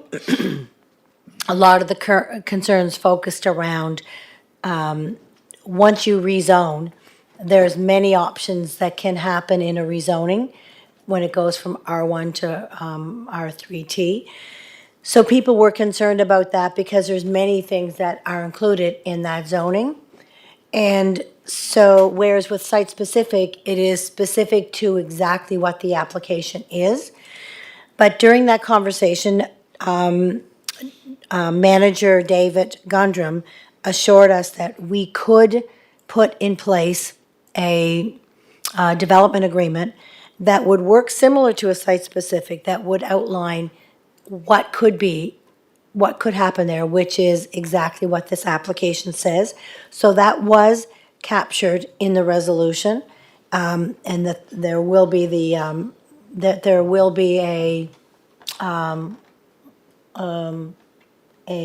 development agreement that goes with that. As for the official plan and the zoning and development bylaw, Councillor Beck is not wrong. There is several references in the report to that. And I think at the time, the planner did speak to that they were referenced, but he really did evaluate the application based on the existing official plan and the existing zoning and development bylaw. So the two questions for Manager David are, where would those 5 missing letters be? And would they be included in the package? Because they're not there now. And the second would be, in the resolution, council should be able to see that development agreement, into a development agreement with the city, so that would limit, okay, it's there. So it's really then just, if you could just speak to those missing letters, perhaps? Thank you. Mr. Gundrum. Through the chair to the deputy, the missing letters, I do know that we have, our responses to circulation sometimes go direct to the reporting planner, sometimes they go to our general inbox, sometimes we might have something hand-delivered to the office. I do know that there were a few emails in the file folder that the files seemed to be corrupted and I wasn't able to open them, but we were in receipt of additional messages that didn't make their way into the package. We can certainly forward those to council, retrieve those and forward them to council after the conclusion of the meeting tonight, and I leave it to council what they want to do with that. So, Councillor Duran. Thank you, Mayor Brown, and I just want to touch on this just a little bit. It says, after you read the whole report, the last few lines by the planner is, taken together, the development context, current official plan policies, impending citywide regulatory shifts indicate strong support for the proposed rezoning. The rezoning represents an appropriate, compatible, and policy-aligned form of neighborhood development that advances city objectives related to housing, sustainability, and efficient use of municipal services. So it's coming from a professional planner, comes to council, we discuss it, well, I'm not going to support it, I'm going to support it. So if council determines that, you know what, we're not going to support it, and there it goes. So all of a sudden, the developer comes back and says, listen, you guys, you went against all the policies laid out in the city of Charlottetown, bylaws, official plan, accelerator plan, all this stuff. I'm going to go to IRAC. So when they go to IRAC, takes our planners and all our people, thousands and thousands of dollars to fight this. And IRAC has no recourse but to go for what the planner says, because the planner is a professional planner. They make the decisions based on all this context, not on what council determines. You know what, I don't like this, I'm gonna say no. So when it goes to IRAC, costs the city thousands of dollars, IRAC will turn around and say, hey, you can't do what you're doing. We'll turn it upside down and back again. So I don't understand how come we're always coming back here, going against the planner, because the planner knows what they're doing. So I won't be supporting turning this down. I will, again, support it to go ahead, because I don't want to come back to IRAC and face that wrath again. Thank you. Councillor Beck. I'll address that first. I think we are here for governance and for oversight and sober second thought. Otherwise, we might as well just remove ourselves out of the process and say, planning staff, you guys decide everything and go ahead, and we might as well just be taken out of the equation.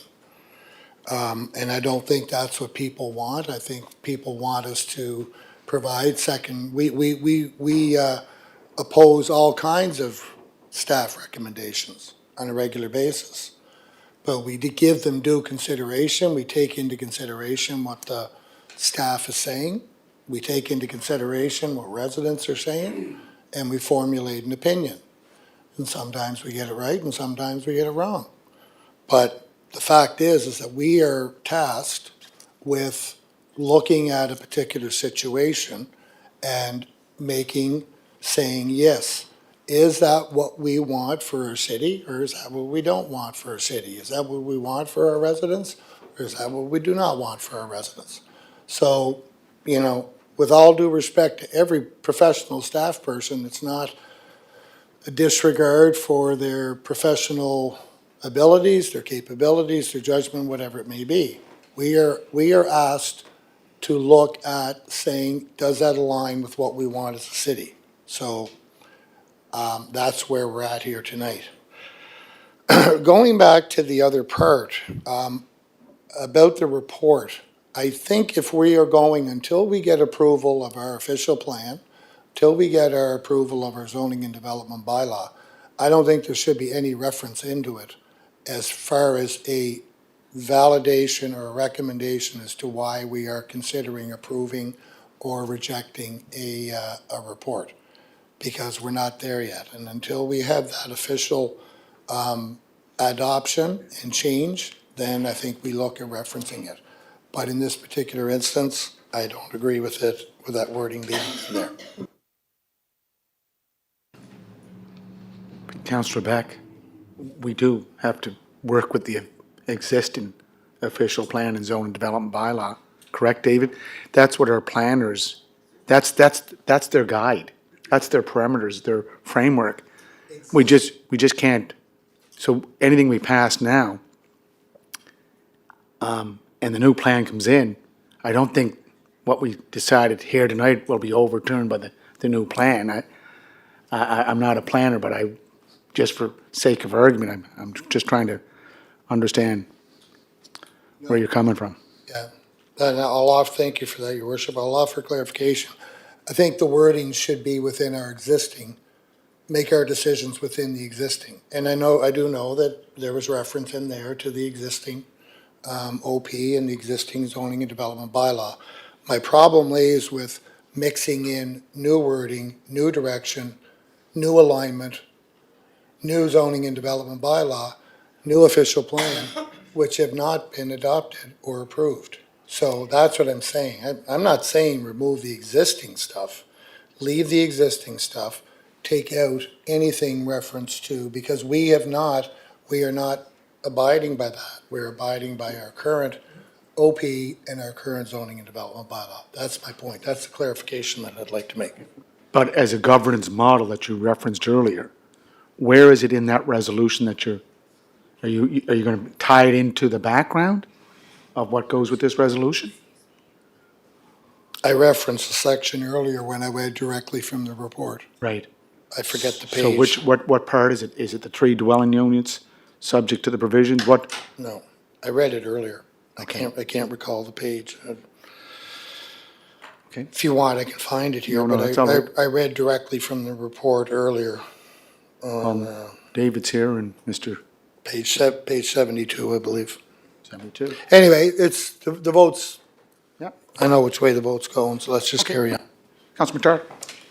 Thank you, Worship, and thank you to Councillor Beck. Just, I guess I'll ask the question regarding, so maybe how we, to the chair, how we got to this outcome, and if that outcome was based on, solely based on, I guess, our current official plan, would be great, but it seems to be some conflicting as whether or not maybe what's coming in a new official plan may or may not have influenced the decision as to how this one felt. So it doesn't give me a lot of comfort in then knowing if I'm basing my decision on old official plan, current versus what potentially may came.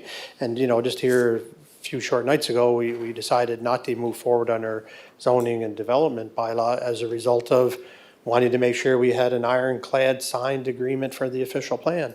So I'm now starting to guess whether or not the basis of this recommendation, which I, may or may not support now based on did it in fact lean more, if not all, towards the current official plan versus the prospect of a new one. I'm not sure if that can be answered or if it's something that needs to go back and be reevaluated, but I think that clarity needs to be addressed here. Thank you. Deputy?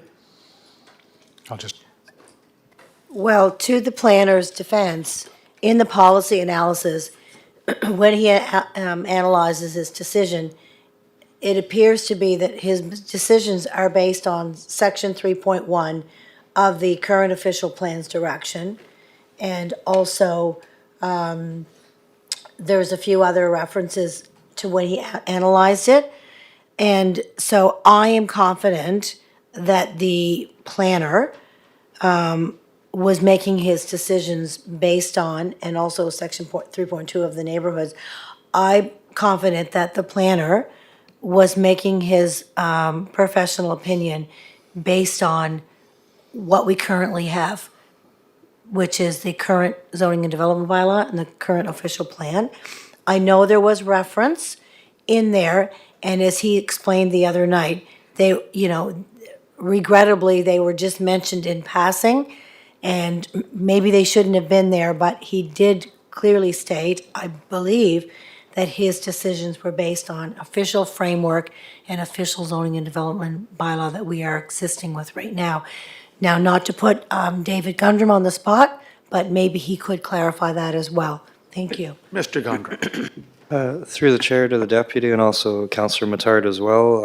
I agree with all the statements the deputy just made, and our reporting planner provided, given that we're the era, I'll say, or the time that we're in where we're on the verge, we're looking towards a new policy document, a new zoning bylaw. I agreed with my staff that it was appropriate to maybe provide some if looking in the future, you'll look back at this report and see that it was done at a particular point in time when particular things were happening, and I think it was salient to mention these things. Yeah. However, I'll just note this, that if this file were to be appealed and go to IRAC, none of those statements would form any materiality to an appeal or be defensible. Again, the planner made the recommendation on the basis of section 3.1, 3.2. The rest of it was just provided as context and background information, just to provide a broader view of the current state of affairs right now. So Deputy, on page 73, it refers to section 3.3. That's the current bylaw, official plan, correct? Okay. Okay, question? Question's called. All those in favor, please raise your hand. Okay, I have Deputy Mayor Yankoff, Councilor Matart. Okay, Ramsey, Duran. I have McAleer, McKinnon, and McCabe, correct? All those against? Councilors Beck, Tweel, and McAleer. Okay.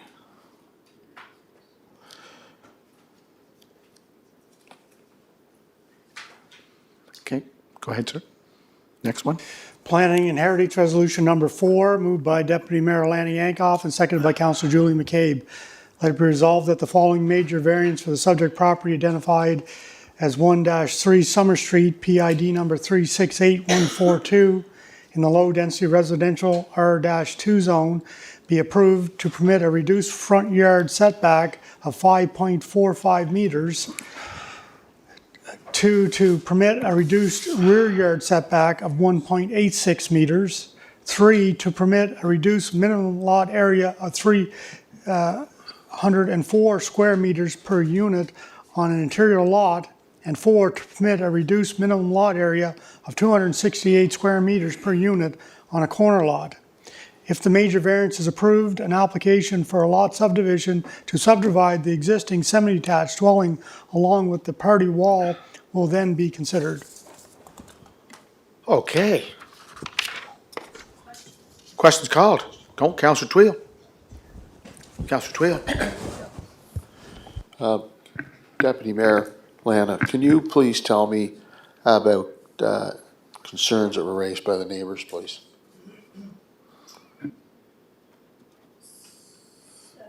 Go ahead, sir, madam. At the planning board meeting, we had no concerns. There was nobody there, and I don't believe, if I recall, I don't think there was even a letter of opposition, was there? Yeah, there was no letters of opposition. It was pretty straightforward. It's a great project. I know I'm going to be supporting it. You looking for the letter? Are you looking for a letter, or is it, there was none, right? Okay, go ahead. Thank you.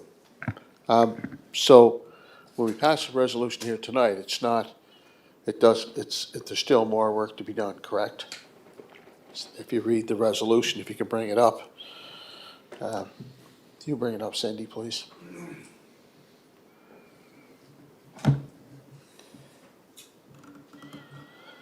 If the major variance is approved, an application for a lot subdivision to subdivide the existing semi-detached dwelling along the party wall will then be considered. So there is more work to be done.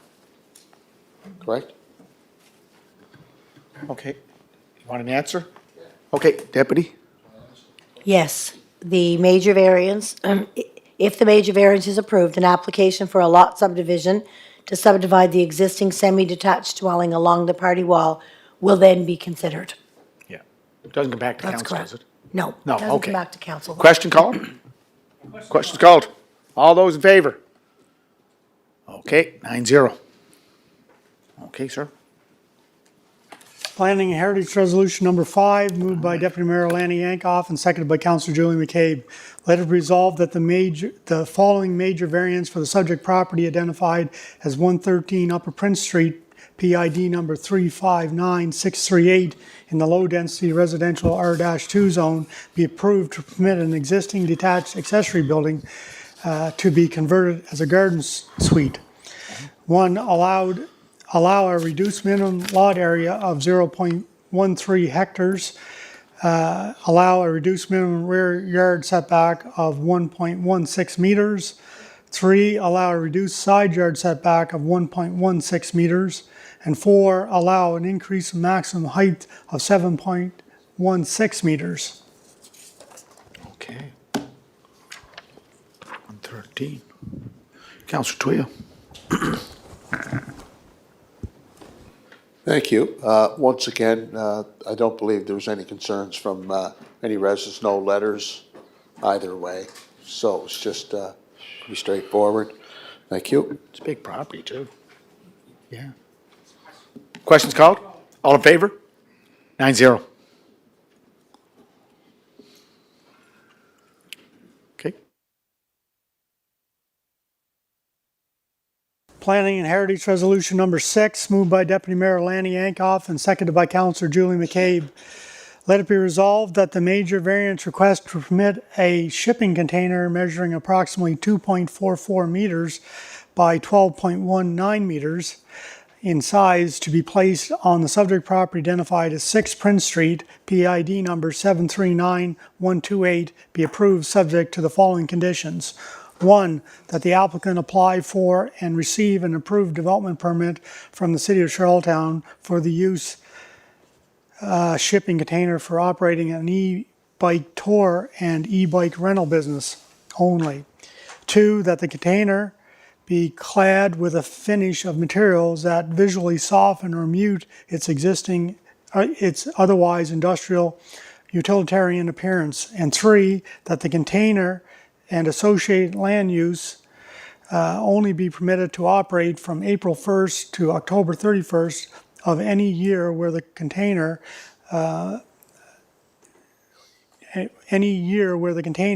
must be removed from the premises outside those months.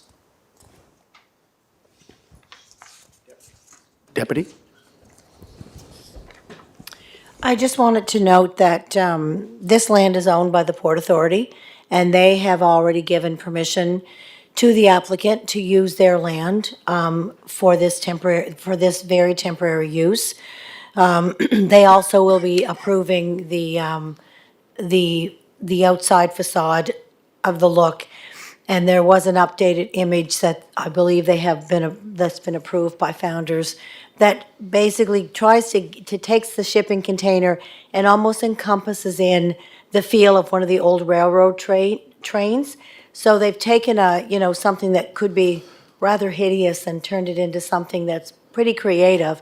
I will note there were 50 letters sent out, and there were 3 letters of opposition. And so, but what you have before you this evening is staff are recommending that we proceed with this.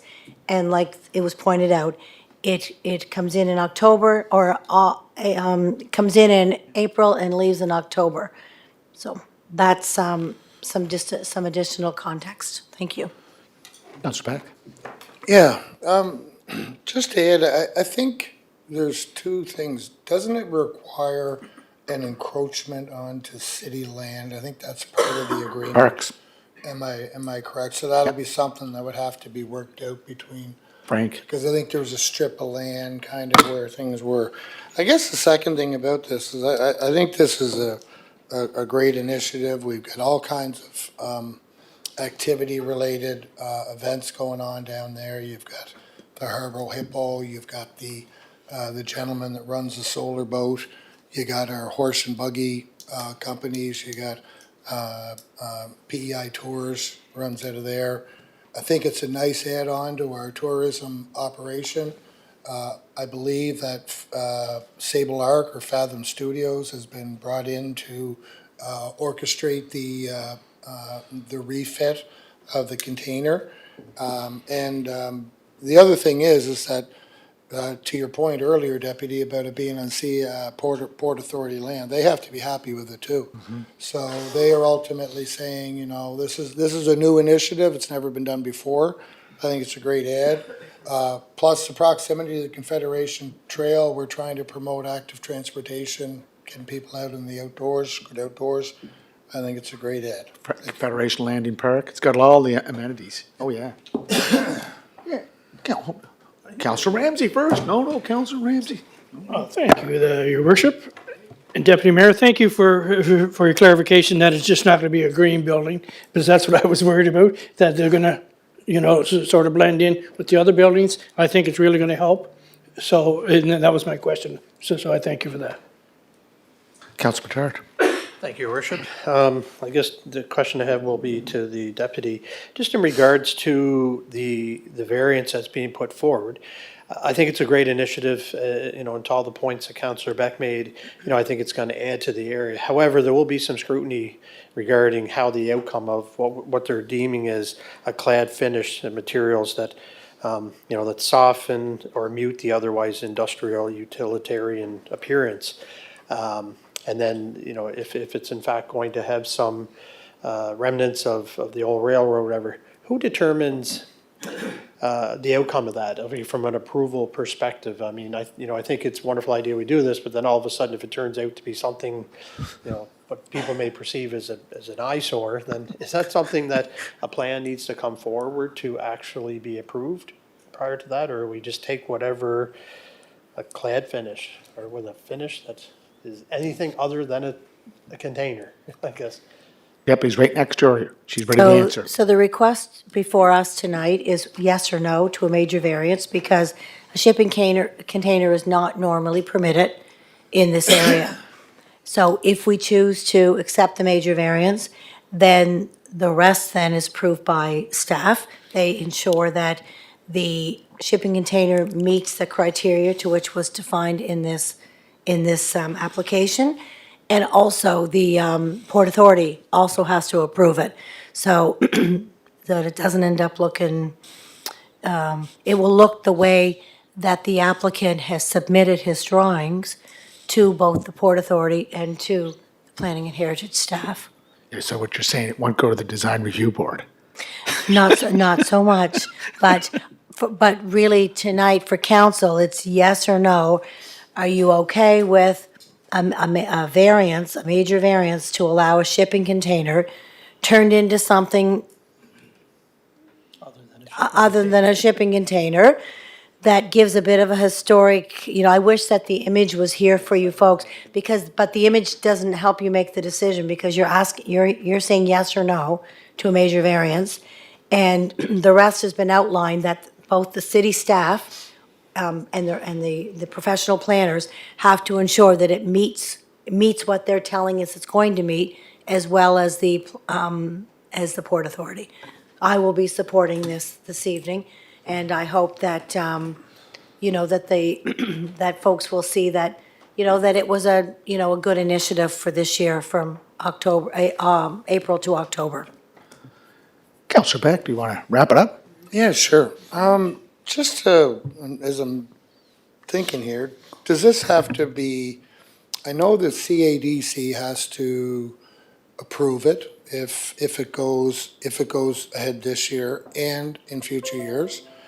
Would it require an annual, does it have to come back to us on an annual basis? Like, we wouldn't have to go through the whole rigmarole of a full detailed report, but does it have to come back to us for our approval to continue to infringe on our parkland and our, I know CADC is really. No, Charlottetown Harbor Authority. Sorry, Port Yeah, Authority. Shy, yeah. For the Port Shay. Authority, excuse me, thank you, Yeah, Your Worship. yeah. So the Port Authority will be granting the request, but do they have to come back here for the similar type of request and approval from us on an annual basis? Just 1 second. Deputy? I believe that if we approve the major variance, then it's approved, but they will no doubt, I'm not privy to the contractual agreements between the Port Authority and the business owner. That's their problem. But if we approve a major variance, as we just talked about, the major variance is approved Yep. for those dates and those times of the year going forward for this particular So it project. does come back every year? No. Not to us, no. Counselor Tweel's back in the chamber. Counselor Tweel, you want a question? Trying to understand the concern from the residents. Are the residents opposed to the structure of the amenity as opposed to the business being conducted in this location? Is it because the container is not consistent with the ambiance, the aesthetics, and the surroundings? We have the historic Founders Hall. And is that the primary concern, or are they just opposed to the business altogether? I know the business owner, he runs a pretty good business, a viable business. I think it'll work in that location, but I'm trying to understand, is the opposition because of the container itself? And was there any other options to address the concern from the residents so it could be a win-win for the residents and a win-win for the business owner? Deputy, the letters are part of our package. They are. Oh, okay. Go ahead. No, go ahead. I'm happy to paraphrase, Can though, you for public summarize them? record. Thank you. One resident, although they do believe it's a wonderful business initiative, They believe that this business would be better off somewhere else in the general region than in this appropriate location, in this particular location. The, the next one, the understanding this matter, they feel the waterfront is a rich resource. It's the key reason that we moved here. They're looking for, they're not looking for more pieces of commercial and development. There's already thousands of tourists that are mentioned along the waterfront. We do not want to tamper too much with a good thing, for we risk losing an opportunity to mirror the success of a world-class waterfront. So they're concerned about the waterfront and moving a shipping container in. The third one was that they are against a shipping container at Founder's Hall. I have a few unanswered questions. We've spent millions of dollars restoring the building.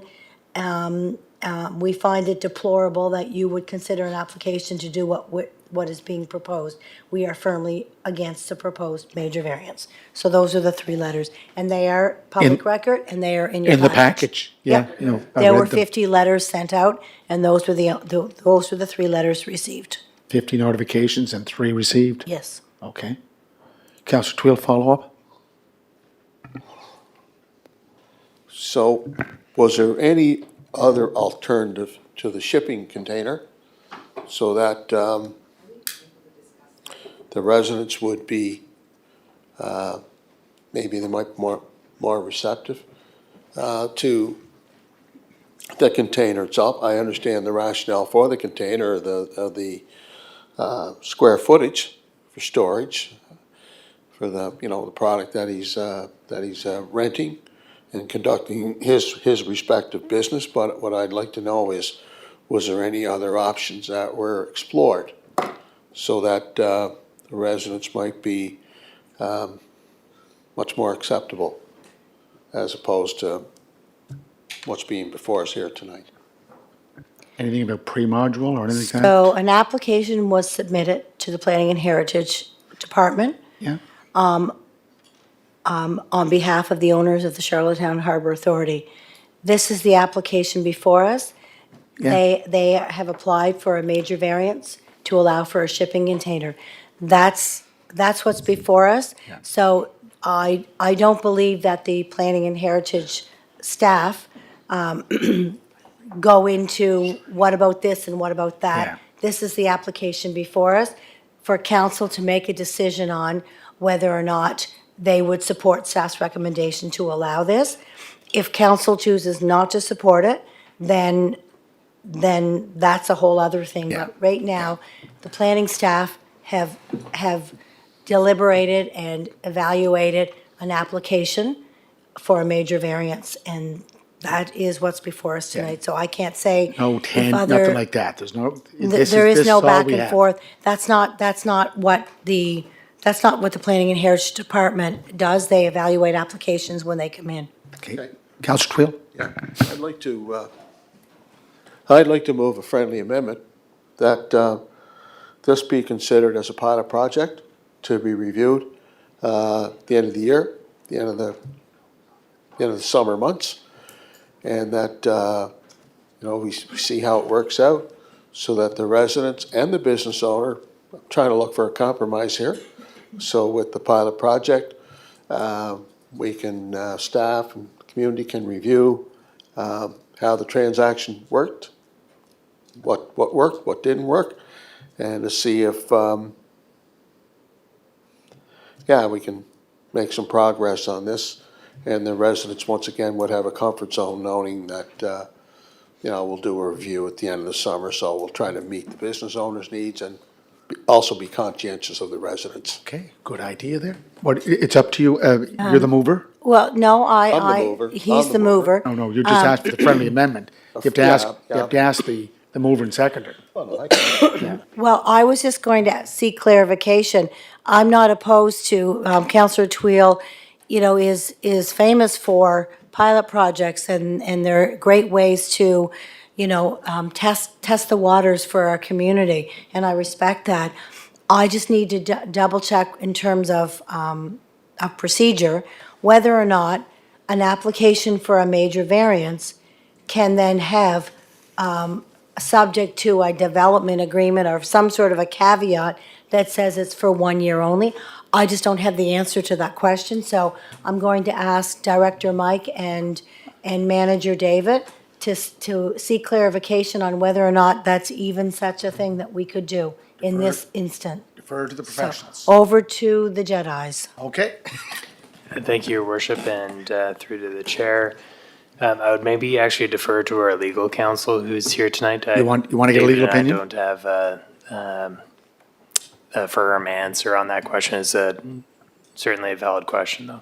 You want a legal opinion? You're all right to do it, Melanie? Okay. Legal opinion? I'm not sure I'll call it a legal opinion. We'd obviously have to review all the provisions of the bylaw, but to David Gundrum, Mr. Gundrum's point, major variance, once it's approved, is a major variance. So this is unlike a short-term rental license or a license for the farmer's market downtown. Those are reviewable on an annual basis, but when a variance is approved, it's approved. No pilot. Okay. I don't think, did you say no pilot? Major variance is major variance, correct? Yeah, so the application before council tonight, from what I understand, is a major variance application. And if that's approved, then it is approved as a major variance. Okay. Question? Question's called. All those in favor of resolution number 6, please put up your hand. Okay. Deputy Matart, Councilor Matart, Councilor Beck, yay, nay? Okay. Councilor Twill, yay, nay? Okay. Ramsey? Good. No? Yeah, I'm just doing it now. That clear? Okay. All those against? 8-1. Councilor Duran. Okay. Yeah. Okay. Next one, please. Thank you, sir. Planning and Heritage Resolution Number 7, moved by Deputy Mayor Lanny Yankoff and seconded by Councilor Julie McCabe.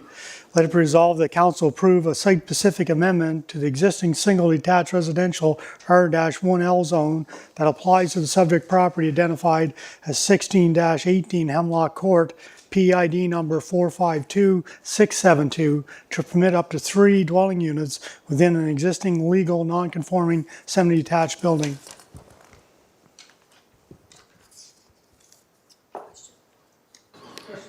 Questions called? Okay, all those in favor? Opposed? 9-1.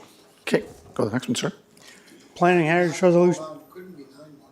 Sorry, 9-0. Thank you. Go ahead, sir. Planning and Heritage Resolution Number 8, moved by Deputy Mayor Lanny Yankoff and seconded by Councilor Julie McCabe.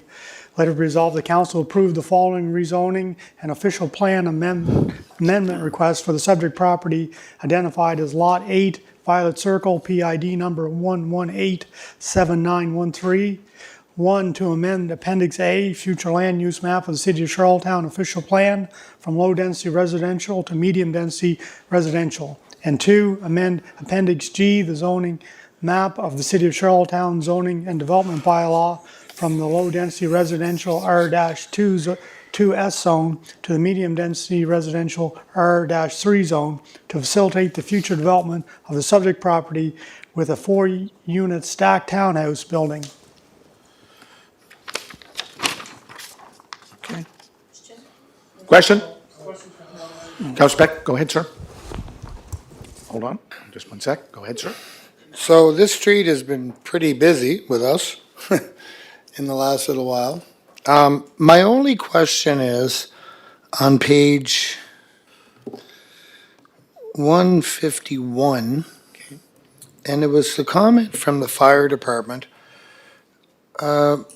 with the concern about the one access for the subdivision. And it mentions about the Woodland Creek developer finish the second half of the subdivision and create a second access point to Norwood Road before we allow any more rezonings. Is that something that, like, I'm looking in here, I just see that as a recommendation, but we're still is that a requirement, or are we setting ourselves up because of the increasingly high density that we are putting in there? We've already approved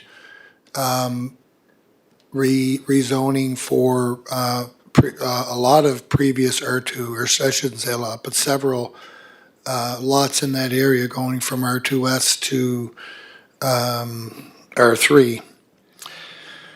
So is that something that has to be addressed, or could someone clarify for me what is that something we should be worried about, or is that something we should not be worried about? As it was raised from the fire department. Thank you. Deputy? So, yes, we should be concerned about that. And the Laurel Palmer, one of our planners, did bring that up that evening when we did approve this, that the fire department said that this would be the last one. Now, she did mention that there's one more being currently evaluated, and they are working with the fire department on whether or not the fire department was clearly meaning the one that's in the hopper potentially too, but depending on what they say, this could be the last one until there's that second, until that is addressed. So yes, it is something that the planning department is very aware of, and they're working with the fire department on the next application that's actually in for review right now, whether or not it could actually even come this way because of the concerns of the fire department. Councillor Beck? Okay. Thank you for that, Deputy. So for this file that's in front of us, we're comfortable with the current situation in terms of it's potentially down the road, whether this is the last one or whether it's the one after. Okay, thank you. Yeah. And quite impressed by the consultation. Charlottetown Fire Department, Charlottetown Water and Sewer Utility, Charlottetown Public Works, Charlottetown Parks and Recreation. Touched all the right areas to make sure that we're all working outside of the silos. Question? Questions called. All those in favor? 9-0. Thank you. Planning Heritage Resolution Number 9, moved by Deputy Mayor Lanny Yankoff and seconded by Councillor Julie McCabe. Let it resolve the council approve a request to proceed to public consultation to consider a site-specific amendment to the existing downtown mixed-use neighborhood zone that applies to subject property located at 147 Hillsborough Street, PID number 342907, to permit a transitional housing facility capable of accommodating 11 individuals within an existing building on the subject property. Questions called? Okay. The resolution. What's this property zoned as, and what is the neighboring properties? What are they zoned as? It's What's right the there. Downtown mixed use. Okay, so downtown mixed use, so. Neighborhood. Okay, so does that mean R1, R2, R3 mixed use? Is it, if we allow this or proceed down this road, is it consistent with what's already there from a mixed use perspective?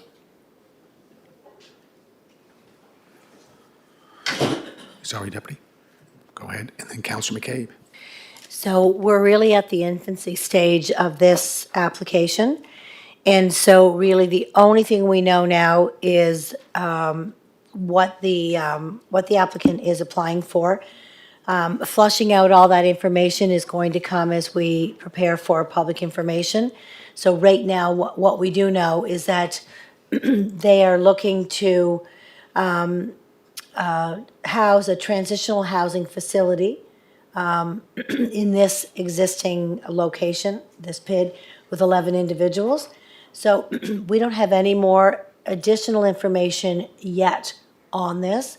And so tonight, we're really just saying yes or no to move on to the next step, which is the public consultation, where a lot of that information will be flushed out with a presentation by the applicant, which I believe is the provincial government, along with our staff. So I think a lot of those questions will be addressed then, and then along with back at the planning board meeting after the public has their opportunity.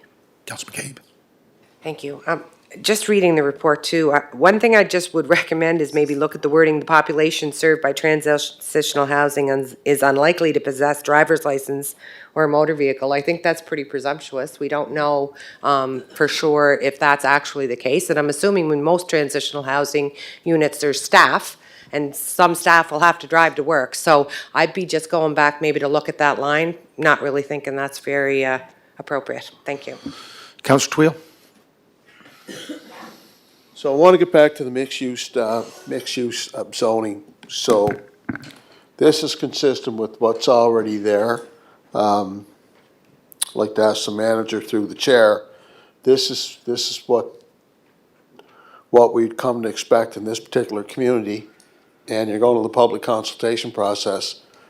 But I really would like an answer on the zoning, whether this is a permitted use under mixed-use development. I'd like to have that answered. Yeah. So it goes through the Yep. chair first. And So the answer is no, it's not a permitted use right now. That's why it's going through site-specific amendment. So right now, what they want to put there is not allowed. It's not allowed. No, it's not permitted. Oh, That's so why we're we're changing going. the zoning. So we're basically, old-fashioned terms for site-specific was what we used to call spot zoning, but we don't use that term. So this is a not permitted use currently in our zoning and development bylaw. So they are applying for a site-specific amendment to allow for something that normally isn't permitted, which would be an 11-bed transitional housing facility. That's why it has to go through public consultation, because it's not a permitted use currently in our zoning and development bylaw. okay. Okay, question, to go to a public meeting. Okay, all in favor of going to a public, no, Councillor Twill, public meeting, come on. All in favor, please put up your hand. Okay, against? Yea or nay, Councillor Twill? 8? Okay. Okay, 8-0. Is Councillor Beck? Okay. Okay, next one, sir. Planning and Heritage Resolution Number 10, moved by Deputy Mayor Lanny Yankoff and seconded by Councillor Julie McCabe.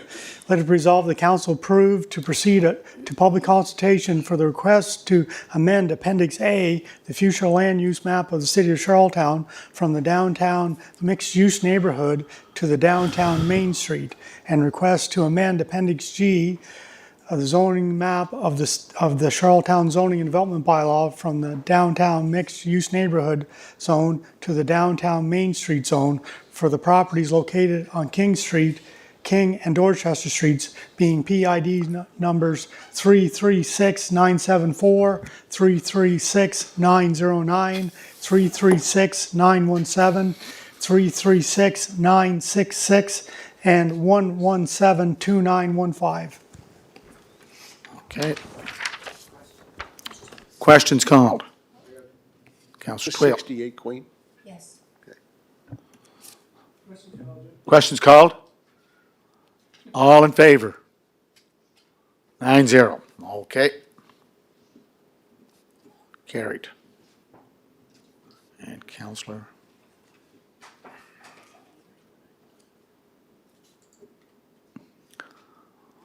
Well, quite a ride. I think your meeting, your public planning board meeting was what? 3 hours? Well, we almost tied it. We still have 3 first readings. Yeah, I know. Okay. Ready to go, sir? Thank you very much, Deputy. City of Charlottetown Amendment to adopt the official plan amendment PH-0PA.1-054, that the land used for the property at 66 McGill Avenue, PID number 355057, as shown on Appendix A, the future land use map of the City of Charlottetown official plan, is designated as medium-density residential, hereby excluding it from its former designation of low-density residential. Be it resolved that the official plan amendment, as it pertains to the property at 66 McGill Avenue, as attached, be adopted. Moved by Deputy Mayor Lanny Yankoff and seconded by Councillor Julie McCabe. Shall it pass? First reading of the zoning development bylaw, PH-ZD.2, to adopt the bylaw, a bylaw to amend the zoning development bylaw to amend Appendix G, dash zoning map of the zoning and development bylaw from the single detached residential R-1S zone to the medium density residential townhouse R-3T zone for the property at 66 McGill Avenue, PID number 355057. Be it resolved that the bylaw to amend the City of Charlottetown zoning development bylaw as it pertains to the property at 66 McGill Avenue as attached be read a first time and approved, and that it be read a second time at the next public meeting of council. Moved by Deputy Mayor Lanny Yankoff and seconded by Councillor Julie McCabe. This is where it can be debated. Councillor Beck. No, I just, Okay, good. the first part there, I was looking at something on my screen. I think I missed, when you said shall it pass, I was looking at something else. I was having, Okay, what did I miss there? Sorry. what did you miss? First, Just to go with the pass it or- they just read the official plan, introductory. Do you have, it's on page 236? No, I have the amendment in front of me, but, Okay, I'd say no to passing it. Or I don't want to agree to that. okay, so you're against it. Yeah. Okay, so it's So I think I missed that, sorry. 8 to 'cause I 1. was, Yeah, it that's- kind of went through pretty quick and I 8 just to missed 1. it. Well, shall it carry? Now, 66 McGill. yeah, it's, shall it carry? All, no. Who's saying no? Okay, shall it carry? Those in favor? Okay. Oh. 8? 66. You're opposed? 7-2. Just raise your hand. Is this Opposed? Yeah. Yeah, 3. Those in favor? 6-3. Okay, thank you. Okay. Next one, sir.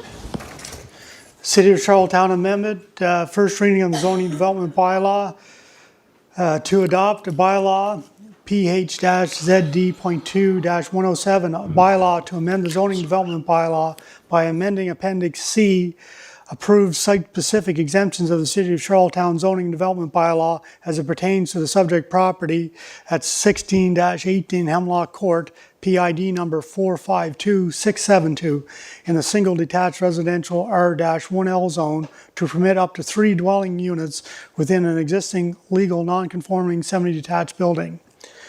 Be it resolved that the bylaw to amend the City of Charlottetown zoning development bylaw as it pertains to the subject property at 16-18 Hemlock Court as attached be read a first time and approved, and that it be read a second time at the next public meeting of council. Moved by Deputy Mayor Lanny Yankoff and seconded by Councillor Julie McCabe. Shall it pass? Okay. Good. City of Charlottetown Amendment, to adopt the official plan amendment PH-0PA.1-057, that the land use for the subject property identified as Lot 8 Violet Circle, PID number 1187913, as shown on Appendix A, future land use map of the City of Charlottetown official plan, is designated as medium-density residential, hereby excluding it from the former designation of low-density residential. Be it resolved that the official plan amendment, as it pertains to the subject property identified as Lot 8 Violet Circle, as attached be adopted. Moved by Deputy Mayor Alani Yankoff and seconded by Councillor Julie McCabe. Shall it pass?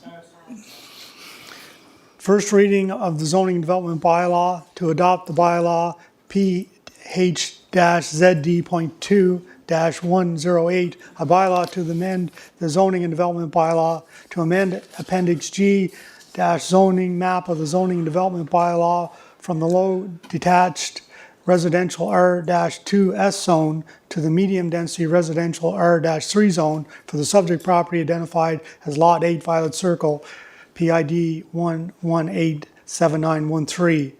Be it resolved that the bylaw to amend the City of Charlottetown zoning development bylaw as it pertains to subject property identified as Lot 8 Violet Circle as attached be read a first time and approved, and that it be read a second time at the next public meeting of council. Okay. Shall it pass? Moved by Deputy Mayor Lanny Yankoff and seconded by Councillor Julie Okay. McCabe. Shall it pass? Good. Okay. Now you have the second readings coming up? correct? And Counselor Bernard will leave, no, Counselor Duran will leave in the second one. City of Charlottetown Amendment, second reading of the zoning development bylaw, PH-ZD.2, whereas the bylaw to amend the City of Charlottetown zoning development bylaw to amend Appendix G zoning map for the zoning development bylaw from the single detached residential R-1L zone to the institutional I zone for the property at 3 Oakland Drive, PID number 192245, as attached was read and approved a first time on March 2nd, 2026. Be it resolved that the said bylaw be read a second time and approved. Moved by Councilor Ryan Yankoff and seconded by Councilor Julie McCabe. Shall it pass? Okay. Be it resolved that the said bylaw be adopted. Moved by Deputy Mayor Lanny Yankoff and seconded by Councilor Julie McCabe. Okay. And make it noted that Counselor Duran has left for the second reading of the amendment for Stan Mall Drive. Second reading of the zoning development bylaw, PH-ZD.2, whereas the bylaw to amend the City of Charlottetown zoning development bylaw, PH-ZD.2-106, to amend Appendix G, the zoning map of the zoning and development bylaw from the low-density residential single R-2S zone to the medium-density R-3 zone for the unaddressed parcel on Stanmall Drive, PID 1057562, as attached, was read and approved the first time on March 2nd, 2026. Be resolved that the said bylaw be read a second time and approved. Moved by Deputy Mayor Lanny Yankoff and seconded by Councilor Julie McCabe. Shall it pass? Opposed. Okay. Be resolved that the said bylaw be adopted. Moved by Deputy Mayor Lanny Yankoff and seconded by Councilor Julie McCabe. Shall it pass? This is Stan Mall. Yay? Opposed? Okay. So it's 7-2. Nope, sorry, 6-2 because Councillor Duran left the chamber.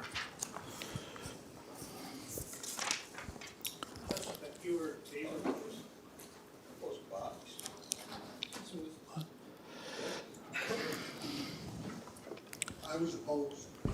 Yeah, yeah. Councillors McKinnon and Beck opposed. Yeah, no, that's, no, guys, it's already passed. Shh.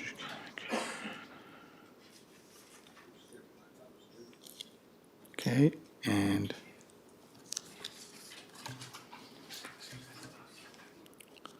okay. Councillor Bernard.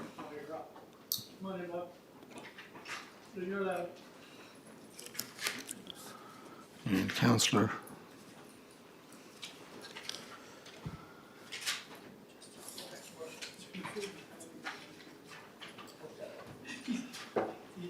okay, good. Thank you. Good, sir. Okay, next report. Public Works, Councillor Mitchell Tweel. Thank you. Tonight, we have a resolution awarded to police upfitting with a budget transfer. One resolution for council discussion and award today for police vehicle upfitting. Budget transfer was required to be completed to transfer funds from the Public Works Small Fleet account to the appropriate account of a police fleet. There's no increase in the overall fleet budget amount. It's just a reallocation of funds between existing accounts. The Public Works Small Fleet account had some surplus funds after all. Planned purchases were made, so the shortfall for the police vehicle upfitting was able to be made with the remaining money. Draft budgets, Public Works draft operational budgets were presented to the committee on Friday, February the 27th. Tender awards under the new procurement policy. Public tenders have been reviewed, awarded departmentally for City Hall access control and 2026 sidewalk and multi-use pathway design. The report's in your package. We had a pretty good discussion at the committee level. It's a very good report. It's very detailed. I'll certainly do my best to answer any questions. Let's see if there's any questions regarding the report. Then I have a couple of issues I want to address. Yep, that's what we usually do. Questions for the report? Yeah, thank you. Questions? Go ahead, Council. Yep, thank you. I just noticed in your minutes, Councillor Twill, you had asked the question at committee about the shortfall for this uplifting. And I was just trying to find, was that the 8 vehicles we purchased that we're now uplifting? Is that the vehicles, like, what vehicles are we uplifting? Can you just give a little more information on that? And where's that money coming from? Is that included in the police fleet I think management these budget? are above and beyond what we Councillor purchased. Twill, just in the, let her just finish her question. Is that it? Yeah, Yeah, because he had asked the question in committee, so I'm just wondering if he has an answer. thank you. I think these, the ones, you're talking about the big number that we purchased originally. I think that was around, was it 14, Brad? 14. I'm wondering, I'll clarify, if that's what we are uplifting. Are we still uplifting those vehicles that we originally No, purchased? these are 3 new ones, right? Just I'm sorry, 5 wondering new where. ones. Yeah, I would defer to the chief who's in the other room and Riley maybe to put some clarity on that. Is the chief in the other room? Or can Riley answer it? Riley, go ahead. Yeah, thank you. I do believe it's for the 5 vehicles that are listed in the report. So 3 2026 Dodge Durango Pursuit SUVs, and then the 2 trucks, or excuse me, the 1 truck and 1 Chevy Tahoe. 5 Okay. total. Do you see that, Councillor McCabe? Go ahead, go ahead. Just trying to understand everything as we're coming into budget to be prepared. So when we had a budget of, for police small vehicles for 475, was that just to purchase the vehicles, or would that budget item in Public Works also include the uplifting? And is that where we came short? And if so, why? Councillor Twill, do you want it deferred? No, the uplifting is separate from the actual cost of the vehicles, right? This is above and beyond.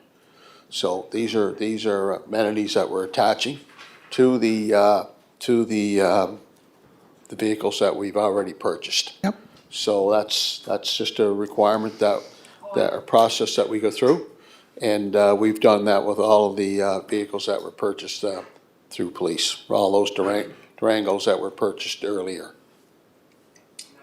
Oh, no, go ahead. You're allowed 3 questions. So that's, Or and that's great information. I'm just wondering where in our budget, so is that all incorporated into that 475,000 that was budgeted last year for police vehicles? Like, or where does the uplifting money come from that we're now short, that we have to take from another fleet area? That's all. Well, there is a surplus. There is a surplus in the Public Works budget. So there's no increase, even though it went to finance. There is no increase whatsoever in the Public Works budget. So it's all within, it's just a line item transfer. Go ahead, keep going. Sorry. And that's okay, but in the report, it says that we were short. I have to go back and look. We have to borrow $92,000 from the small fleet replacement in order to finish. So where were we short? I'm just trying to understand where we were short. We were short in the uplifting, the equipment that we need to buy, we were short, so. So do you know what we budgeted for that originally and how much overpriced that was? Okay, Ronnie? Thank you. So the 475,000 that is in the budget for police fleet includes the upfitting. So in the report here, it lists the purchases that have occurred out of that account to date this year. 213,000 for 3 Pursuit SUVs, 1 Dodge Ram, and 1 Chevy Tahoe. And the shortfall that we have for that necessitates this budget transfer is to make up what's required for the upfitting for those vehicles. Okay, Councillor Picard. Thank you, Your Worship. And to Councillor McCabe, I can understand your confusion. I asked the same question during our committee meeting. So with respect to the chair, Riley did answer the question as it was asked of me as well. So that 475 did include the vehicles plus the uplifting. And then, of course, I asked question the same as to, how was that not, I guess, effectively budgeted for? And I think the answer to that, if I recall, was hard to tell how much the uplifting is going to cost on these certain vehicles. So there was a shortfall as a result, but there was a transfer from a previous carryover, and then which led to a short budget transfer. Then so same question that we had, and I think that's where it's at now. Okay. Do you have a resolution?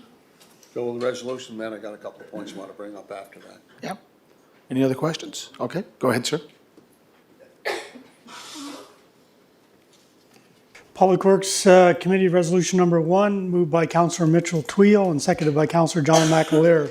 Let it be resolved as per the conditions of the public request for quotes, upfit of various police fleet, the submission of Spence Communications and custom lighting in the amount of $148,876.45 plus all applicable taxes be accepted, and that a budget transfer from the Public Works capital account for the fleet management, small fleet replacement, Public Works in the amount of $92,396.85 plus all applicable taxes to fleet management, small fleet replacement, police be carried out, and that the mayor and the CEO are hereby authorized to execute standard contracts and agreements to implement this resolution. Councillor Twill? Good? Yeah, fine. Question, Carl. So upfit, uplift, upgrade, good to go? All in favor? 9-0. That's it? Thank you, sir. Yeah. No, I have a couple other points I want to bring up. You can bring them up in your report? In addition to the report. Okay. Addition to the report, go ahead. So, as we all know,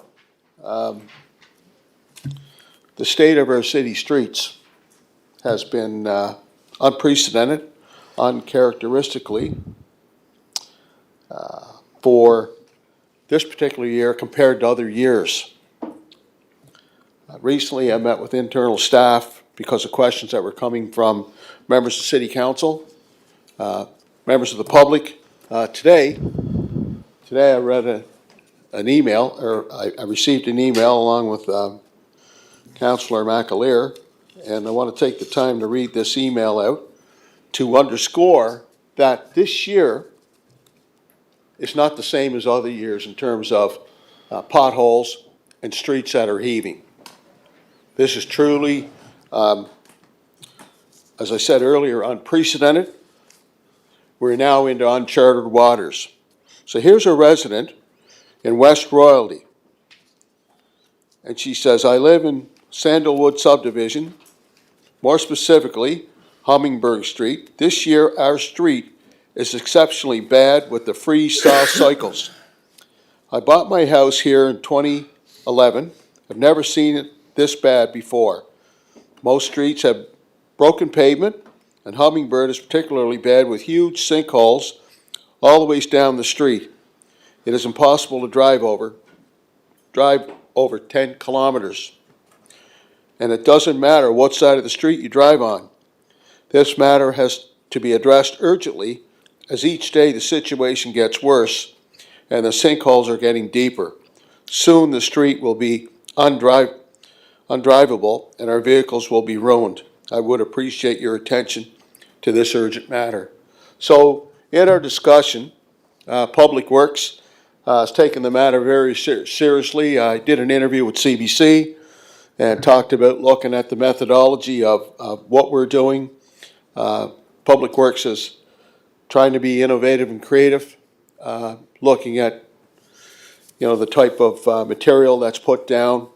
And having said that, I think the time is now appropriate for the Public Works Department, the Public Works Committee, to hold a roundtable discussion. A roundtable discussion that would involve members of the industry, members of different municipalities, and in this region. I talked about a jurisdictional scan. Our staff has already talked to some of the municipalities across the region. So the work is done. I want to formalize, work is starting to evolve. I want to formalize it. We have to look at what our methodology is. We have to look at some of our practices. We have to look at being innovative and creative and maybe trying new things, new options. So we're going to be putting that together, that roundtable discussion, putting that together and inviting anyone that's involved with the industry, whether the public sector or the private sector. We have to start looking at what can we do from an innovative, creative sense, more contemporary than just the conventional or the traditional way of doing work here in the cities, in our city. Public Works is doing a heck of a job. They're doing the best of their ability, but we have streets all over the city that are in deplorable shape. They really are. And we have to be open to that, and I believe we are. I know that I've talked to some of the councilors, talked to members of the public. I wanted to read that email out, and that's indicative of what I'm hearing right across the city. So our staff are doing a great job, doing the best of their ability. I applaud them. Yeah. But it's now time to have that discussion and formalize, roundtable discussion. Could be 1 or 2 days, and only, we might be surprised what can come out of it. It could be new machinery, new materials, maybe an increase in the budget, but to suggest that this is just the same as any other year, that's simply not true. It's not the same as any other year. Okay, thank you, Councillor. I've been all over the city, and it is, in some cases, unsafe. So I wanted to bring that to council's attention, and I look forward to working with the department and all members of council to being very proactive to see what we can do to deal with these unprecedented, uncharted times. Okay, Thank you. And I definitely would start, Councillor Twill. We have some great engineers in our department. Riley's here tonight, Albert, Sophie, and the others that are working there. And then you have the Prince Edward Island Road Builders and Heavy Construction Association that are, if you want to do a roundtable, do it with them. But the other night I drove from Summerside to Charlottetown on Highway 225. The roads are deplorable all over this island. And it's a factor of climate change and our base. We got a sandstone base, but move forward. Good to move on? Okay. Environment sustainability? Just one other matter. Is this in your report or the additional report? Actually, it was in the minutes Yep. from the last meeting. I neglected to bring this up. Business arising from the minutes? Yeah. Yeah, Councillor Twill, look, come on, we have to move on, come on. No. Yeah, I know, well, yeah, bring it up, come on. That was to be brought up. We already addressed that. We spent 40 minutes on the business arising from the minutes. I have to move on. Is that the wish of council? Yeah. Have a seat there. Let's get going. So, okay, just before I go, so the next time Yeah.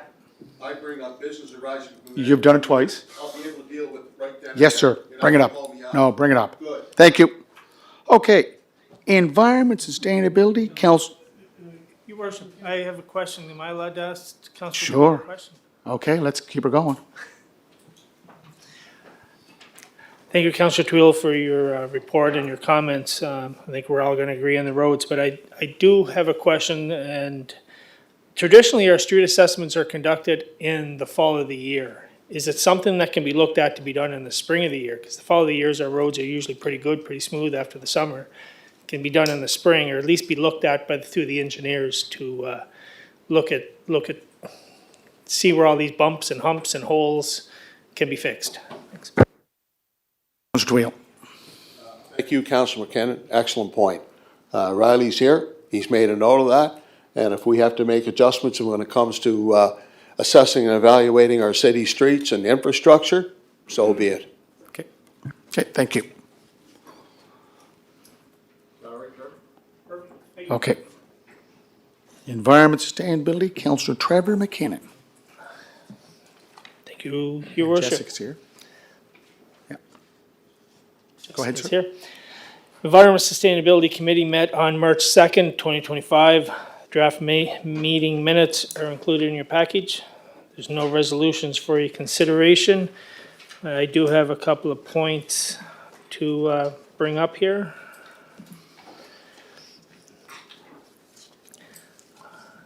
Fix a Leak Week started on Monday. Launches on Monday, sorry.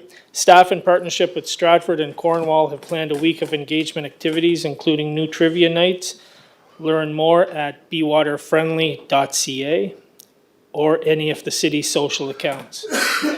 For the second year in a row, the city has been recognized nationally with the Leaders in Sustainability Award from Call to Recycle Canada. This award celebrates organizations that demonstrate exceptional environmental stewardship through the responsible collection and management of end-of-life batteries. In 2025, the city collected over 90 pounds of household batteries at City Hall. In addition to hosting this year-round cycling station, residents can recycle their batteries at an annual battery drive during Waste Reduction Week each October. Funding is confirmed for Trees for Life for support ongoing natural area restoration in Victoria Park, the J. Frank McCauley Park, and Upton Park. This marks the second year Trees for Life has supported these efforts. Funding enables engagement and hands-on restoration experience with Holland College and Colonel Gray High School. And finally, Charlottetown recorded 98,311 transit rides in February, compared to 107,259 in the same month in 2025, decrease of 8.3%. Charlottetown still accounts for the largest share of riderships in the capital area. Overall usage has been lower this year compared to 2025 to date. Yeah, that's my report. If there's any questions, Manager Jessica is here to help. Thanks. Yeah, before we take your report, questions for your report, we need an extension to the meeting. Moved by Councilor Ramsey, second by Councilor Bittard. All in favor? Okay. Any questions, concerns, comments? Thank you. Finance, Audit, Tendering, and Administration, Councillor McAleer. Thank you, Mayor Brown. The Finance, Audit, and Finance Tendering Administration Committee met March 10th, 2026. There's four resolutions in your package. And anyway, I'll be happy to speak to answer any questions I can, and if not, we have staff here. And on staff, I'd just like to officially welcome Amy McQuillan, our new Manager of Finance. Welcome, Amy. I know there's been some information shared about Amy's appointment, but just to reiterate, Amy, of course, no surprise, comes with a Chartered Professional Accounting designation. She has an MBA from St. Mary's University. And prior to coming to the city, she's served in some roles. She was site controller for Red Shores Racetrack and Casino. She spent time as Director of Finance with PEI BioAlliance. And so she brings many years of leadership experience in financial strategy analysis and risk management. Anyway, Amy's only recently joined us. We're pleased to have her on board, and we look forward to her skill set and working in collaboration with her finance team in the days and weeks going forward. Welcome, Amy. Also, again, just to, feeling that we have a bit of a team now here in finance. Again, we have our assistant manager, Isaac Elua, who's been doing a great job under kind of a coming in at a stressful time after a strike and getting very comfortable in his role. Great having him. And then also, as we know, we've passed a procurement bylaw, which the city's fortunate to have as part of its operations going forward. And Sherry McNeil, who's also with us here this evening, is our procurement officer. So we're in good shape. With our supporting cast for financial, there's probably another spot or two that we'll be filling in the in the days ahead. So Anyway, that's all I have for now. Councilor Matard. Thank you, Worship. Thank you, Councilor McAleer, and welcome both of you to the team. I'm just looking for a clarification. When recently in the Public Works report that Councilor Tweel gave, we talked about a budget transfer of capital that was dealt with, kind of resolution through his committee. We're now looking at two capital budget transfers here for Public Works that are in the Finance Committee, but I don't recall them being in our meeting as a discussion point. So I'm just wondering why, and I know this might be an unfair question for our managers who are just coming in, but I'm just wondering why one was in one and two are on the other, and it may be just semantics, but yeah, to the chair. Councilor McAleer. Yeah, thank you, Councilor Matart, for the clarification. And is there specific numbers or line items that you're referencing? No, there's two budget transfers, two resolutions for budget transfer, both from Public Works. We didn't, to my recollection, we didn't have a discussion at the Public Works Committee regarding what those expenditures are. Like, I guess when I'm asked here to support that resolution to move forward, I don't have a lot of context on why those transfers are happening, because normally in Public Works, we would have that conversation, then it goes to Finance and then comes to here, just like the last one. So the last one, we had that at our Public Works meeting, the one for the uplift, for the upfit, I guess it's called, for the police vehicles. We had lots of discussion about why we were transferring that money, and then a resolution came back to that committee tonight, not back through Finance, but this seems to be the reverse. We have two over here that didn't go through that committee, and I'm wondering the context around that, more so than the report. It just says to approve a transfer of budgets for expenditures to date and forecast. It doesn't give a whole lot of context to it unless I'm missing something, but they're with Public Works. So I don't know if the question's to you or if the question is to the chair of Public Works or to the CAO. Yeah, thank you, Thank you. Councilor Matart. I'll defer that to one of the staff. Okay. Amy, just you have to use the mic here. There's a mic, just pass it over to her. No. That's. Thank you. In response to Councilor Matard. Councilor Matart, via the chair, my understanding of these expenses is simply a timing manner in the fact that we were transferring the budget funds for work that's already been completed versus other projects that have not yet started or are still in the progress stage. So we just wanted to be able to cover those funds from an expense standpoint. With the availability still there, it's just transferring from different line items. Yeah, these are to pay the bills. Exactly. Exactly, yeah, okay. We've done that in the past. Yes. Okay, Councilor Matard. And thank you for that explanation. And I guess I wouldn't have drawn that from there, because it does say in those budget transfers, because there are short funds in those numerous line items especially in Resolution 1. I know I'm speaking to the resolution before it was put on the table, but there was two of them.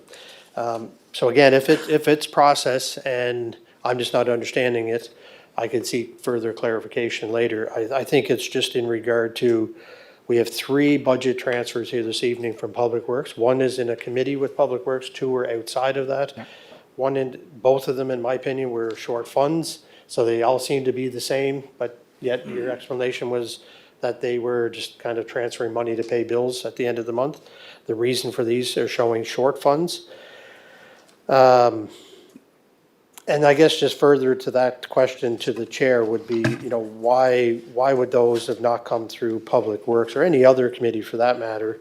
Because I know there's a third one here, which is through Environment Sustainability, but maybe that did go through there, I don't know. But I do know these didn't go through Public Works. So maybe just from a process perspective, we don't have to address it here. I know it's unfair to be putting you guys in the position to be asking those questions. I'm going to be very mindful of that. So to the chair, if we could just get clarification, I think, like I said, the transfers are going to happen, things are going to happen. It's not about that. It's about the process and understanding why one way I'm doing it this way and another way I'm doing it this way. And I see them all under the same lens. So if you could, thank you.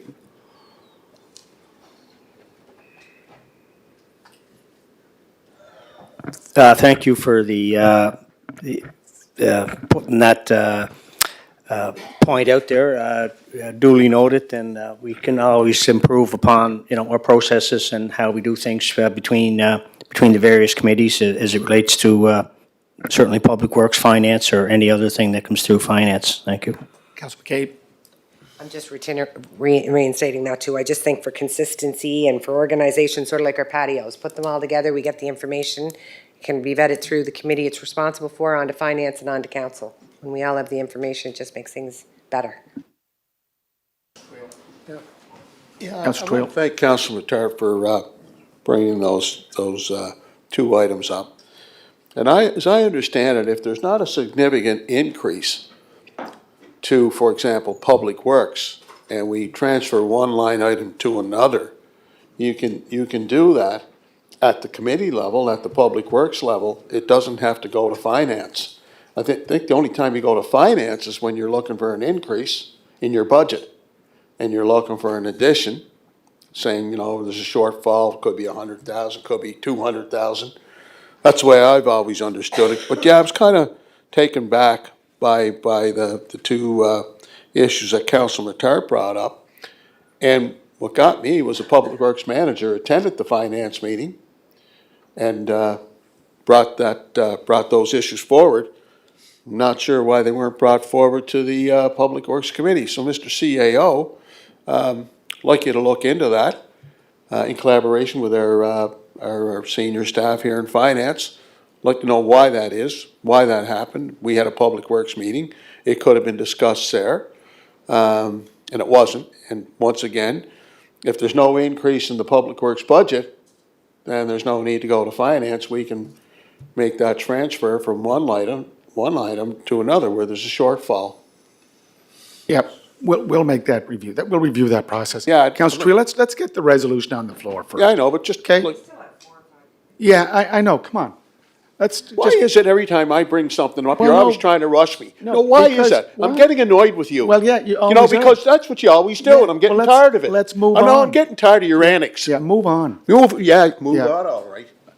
Hey, let's be careful. No, you be careful. that's- Don't be rude. You're always doing that to me, and I'm That's a sick and little tired of it. civility, come on. No, it's you. Finance, Audit, and Tendering Administration Resolution Number 1. Your Go ahead, sir. Moved by Councilor John McAleer and seconded by Councilor Deputy Mayor Lanny Yankoff.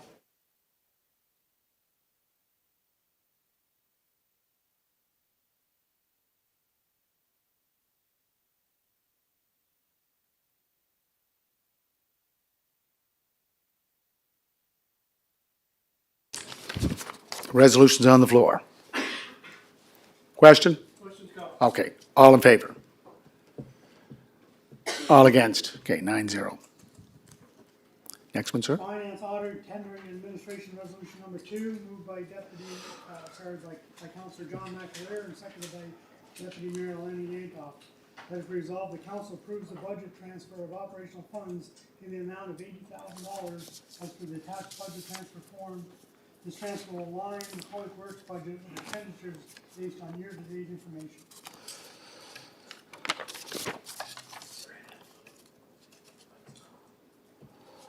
Councilor Twill. So the question is, there's no increase to the Public Works budget, is there? No? Okay, so that's why I have the concern as to why it was brought to Finance, along with Councilor Matar, why it was brought to Finance as opposed to not being discussed at Public Works. So, Mr. CAO, I'd like that looked into.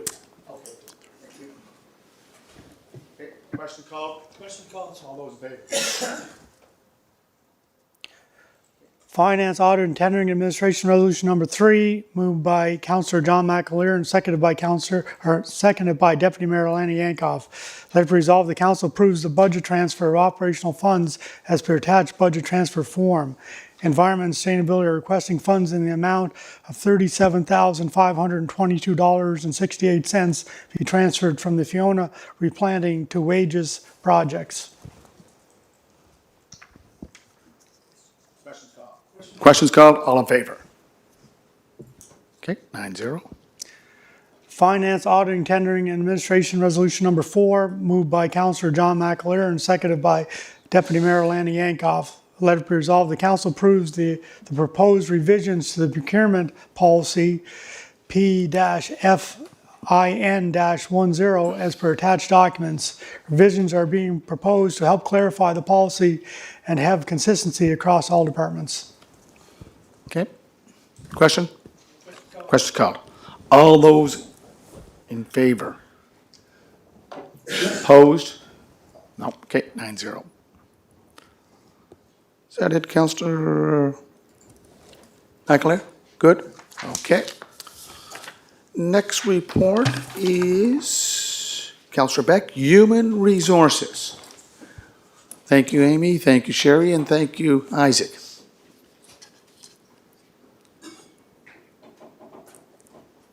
Go ahead, sir.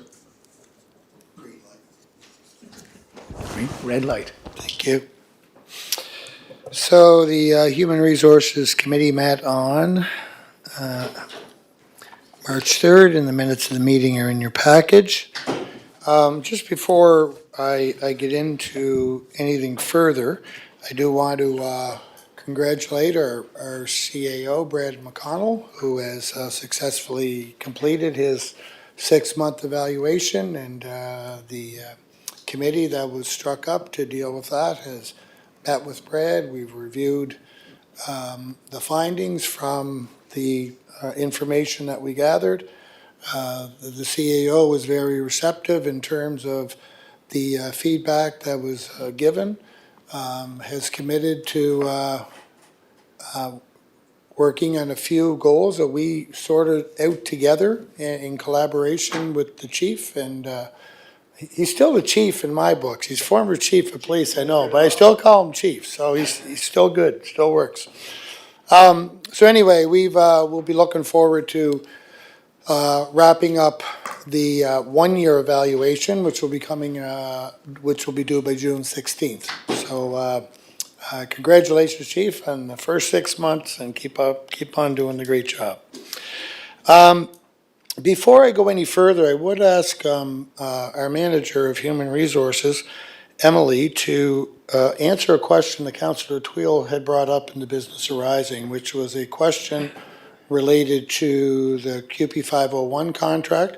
So Councillor Tweel, maybe you can reframe the question just so Emily understands it, and I'll let her answer the question for you. Thank you, Councillor Beck. The question is, as you know, we passed a resolution here not too long ago to approve the contract with QP 501. So I'm looking at a time frame and timeline. Can you give that to me? Because 8:30, when that approval, when they came to an agreement on the mediation, the contract was 2.5 months out, and I'm wondering, is that going to be the norm now for QP 501? I've talked to some of the workers, and they're looking for their back pay. Emily.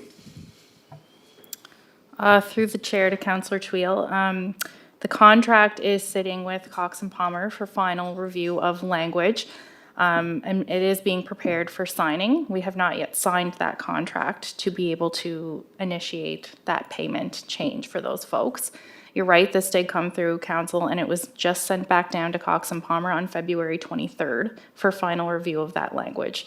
So our hope is to get that out. You know, we're hopeful to get the payments issued in April pending signing of the formal agreement. Thank you. Okay. Yeah, so one other thing, this is where I wanted to bring up the topic of council appointments. We had some discussion around our Human Resource Committee about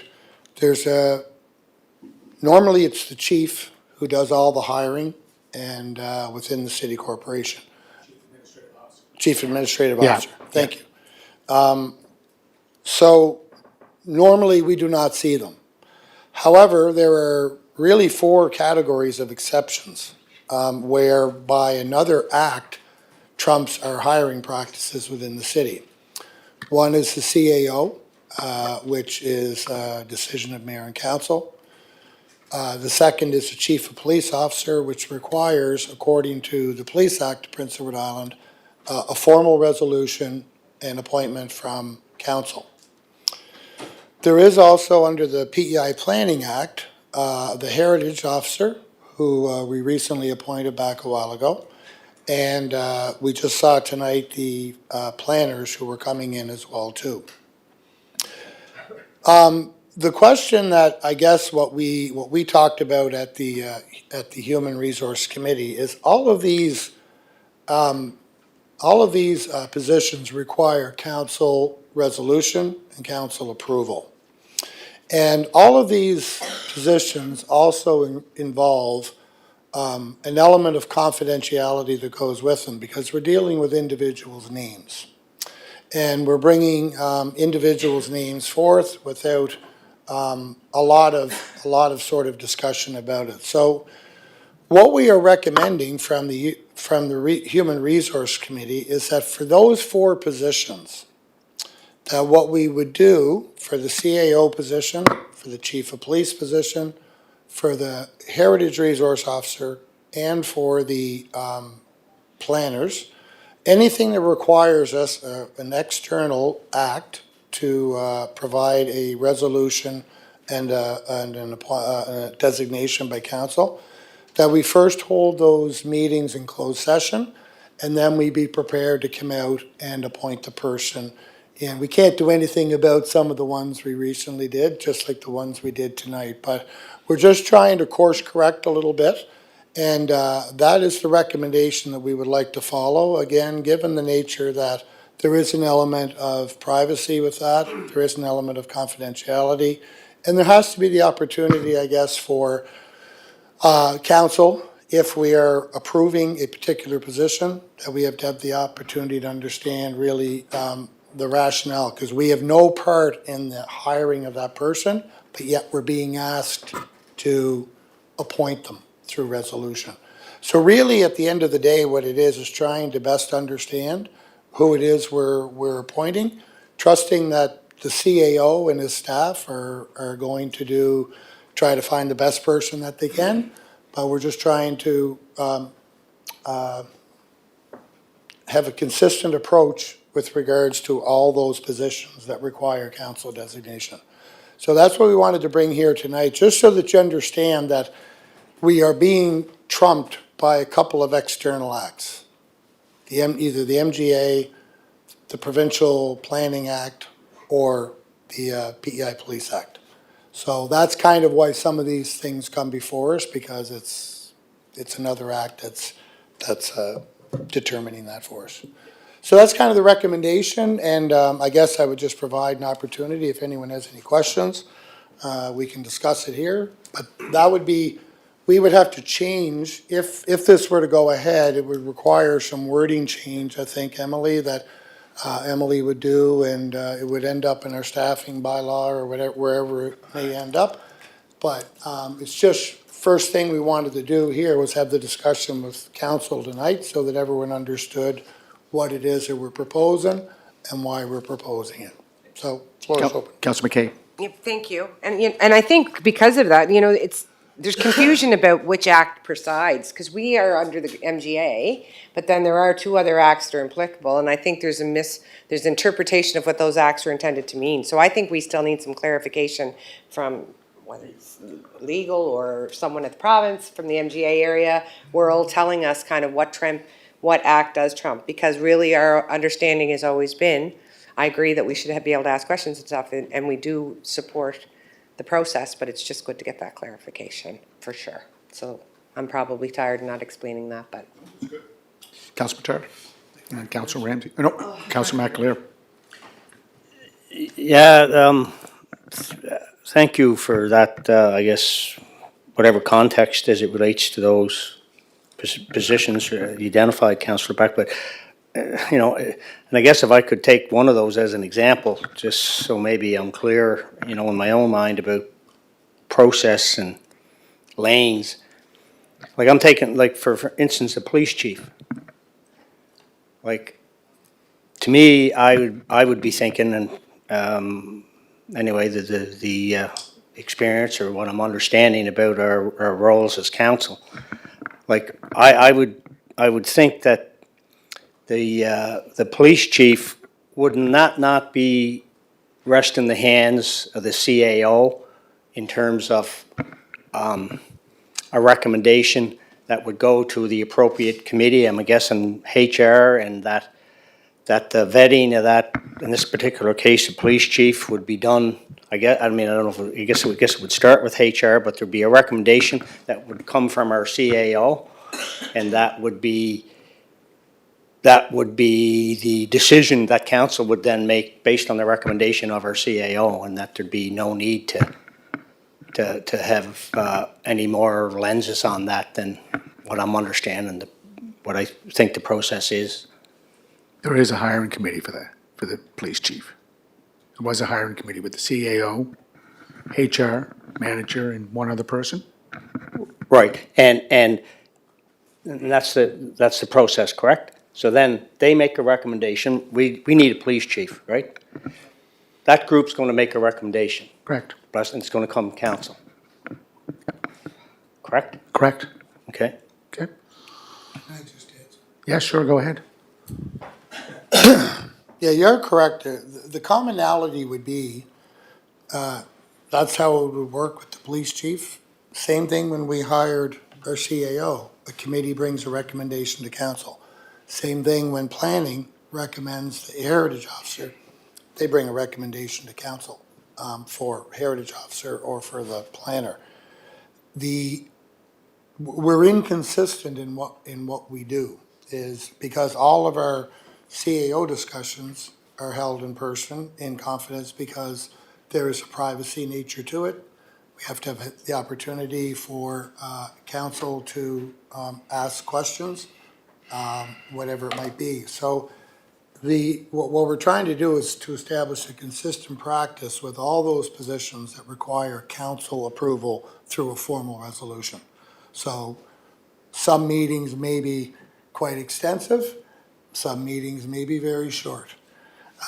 But at the end of the day, I think what we have to do is provide an avenue. If we're asking council to endorse a particular position through a resolution, we have to have the opportunity to allow council to do that, but also at the same time respect the confidentiality of the individuals involved. Okay. So just putting it consistently across all of those four positions.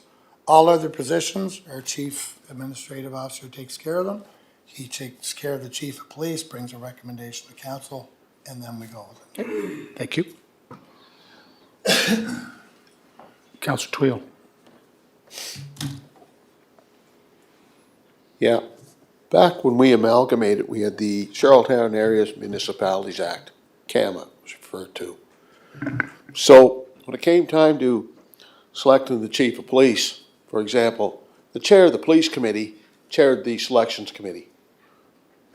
No, that's the way it was. Oh, it might have been, yeah. Yeah, no, I know, I'm just telling you, that's the way it was. So there was a committee set up. George McDonald was the chair of the committee.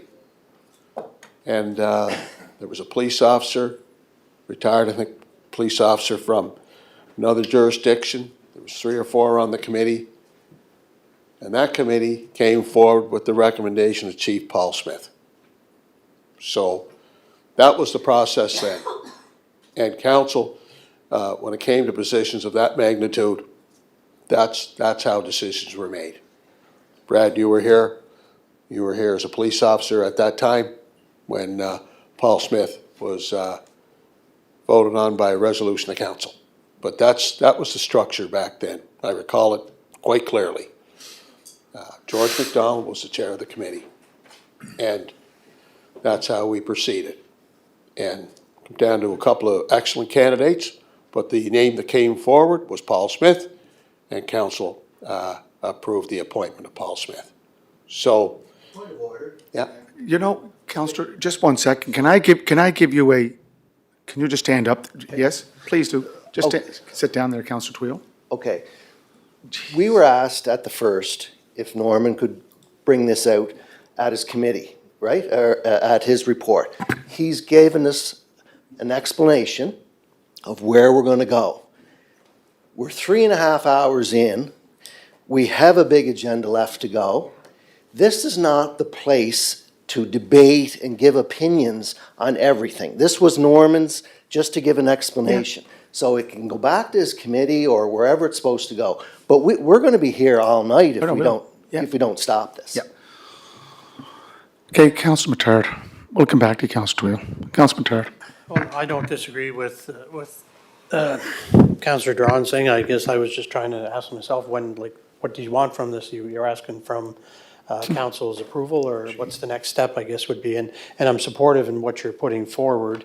So I just want to know what was how do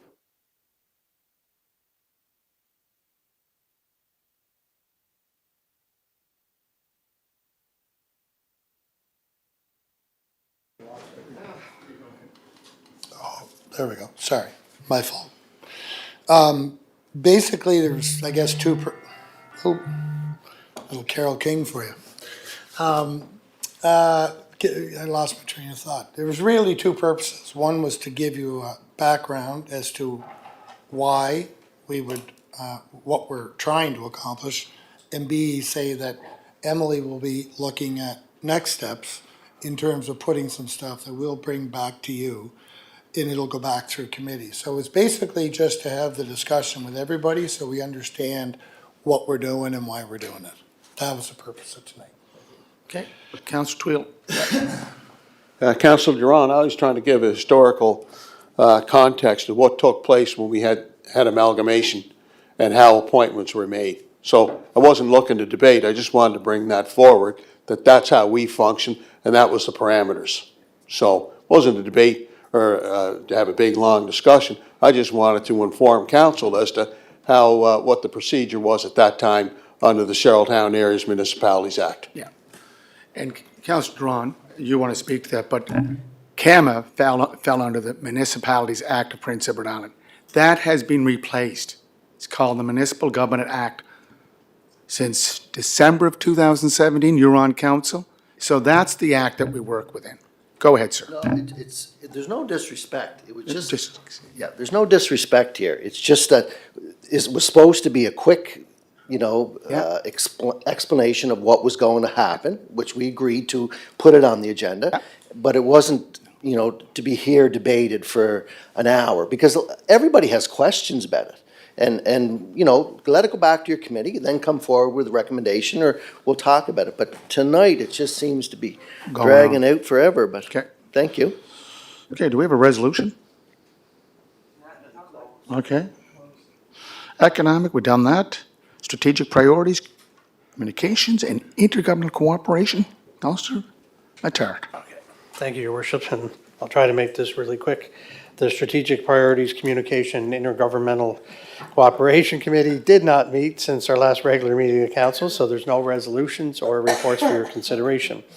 However, with our upcoming meeting, certainly have some items on there that we want to bring forward that were missed in the last meeting.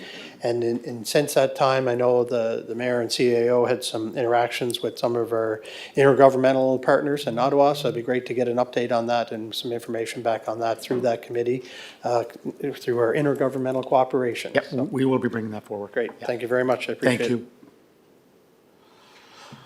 Okay, Councillor McCabe, Protective and Emergency Services. Chief's here. How you doing? Thank you, Your Worship. We met as a committee on February 17th. The draft minutes are included in your package. We are going to have the second reading to repeal the EMO Emergency Measures Bylaw and replace it with the Emergency Management Bylaw this evening. We don't have any resolutions for your consideration. Any questions on what's in the report? I'll do my best to answer. Okay. Councillor Twill. Recently, I read in the media about police agencies across PEI that are concerned about the illegal use of fentanyl in our city streets and streets right across the province. What I'd like to request is I brought this up before, I'd like to try to understand just how much fentanyl is on our city streets. And we all know how dangerous it is, especially when it's being included with other opiates. And with that in mind,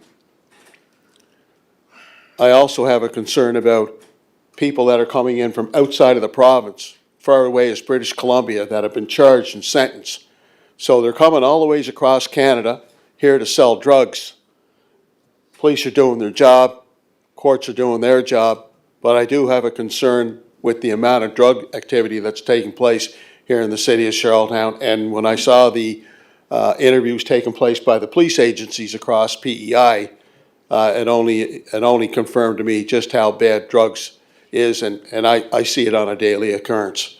So I just wanted to bring that forward and maybe have that discussion at a later date, but I'm very concerned with the amount of use of fentanyl and how it's affecting our residents.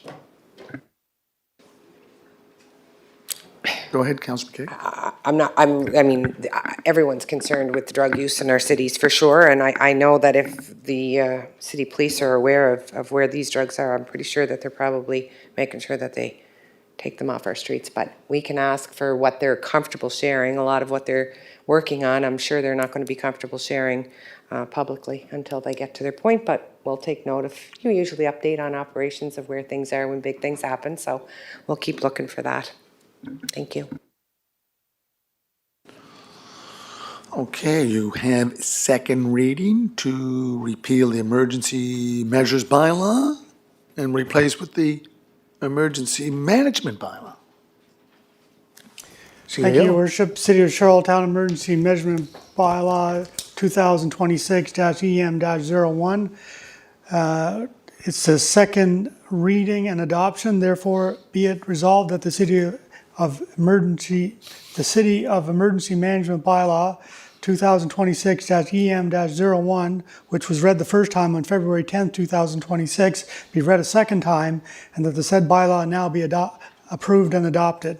Moved by Councillor Julie McCabe and seconded by Councillor Kevin Ramsey. Shall it pass? Pass. 9-0. Okay. 9-0. PB, carried. And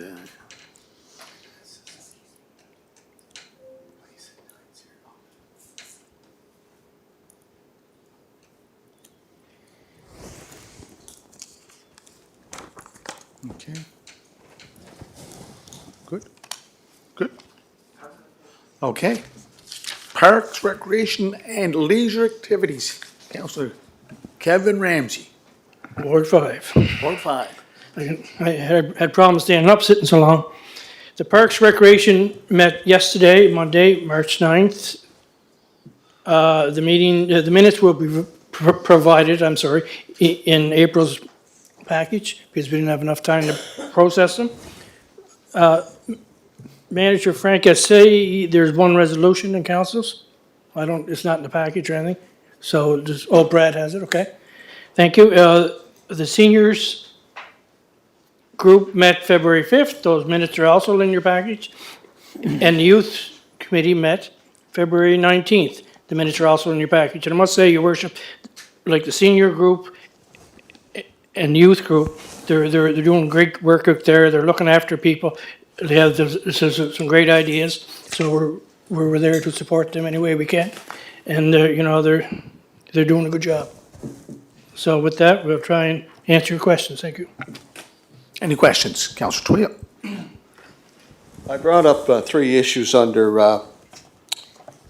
business arising from the minutes. Just wondering if I can get them addressed. Three different issues. Councillor Ramsey? Yeah, I think the first one was the dogs without a leash at Victoria Park. There is new signage up. It's larger now, and the bylaw, we've been in contact with the bylaw officers and Humane Society to sort of patrol a little better than what they can. There's one of those things that they hook your phone up and phone right away, So that's one step. Do you have your other two questions, Councillor Twill? I can't remember. Yeah. Sorry about that. No, it's okay, Councillor Ramsey. One of the questions was security in the park. Having security 7 days a week. Okay. Right? So that we have consistent and predictable enforcement to deal with not only dogs off leash, but we have a no smoking bylaw in all our city parks. and has been violated over the last few years. And again, enforcement.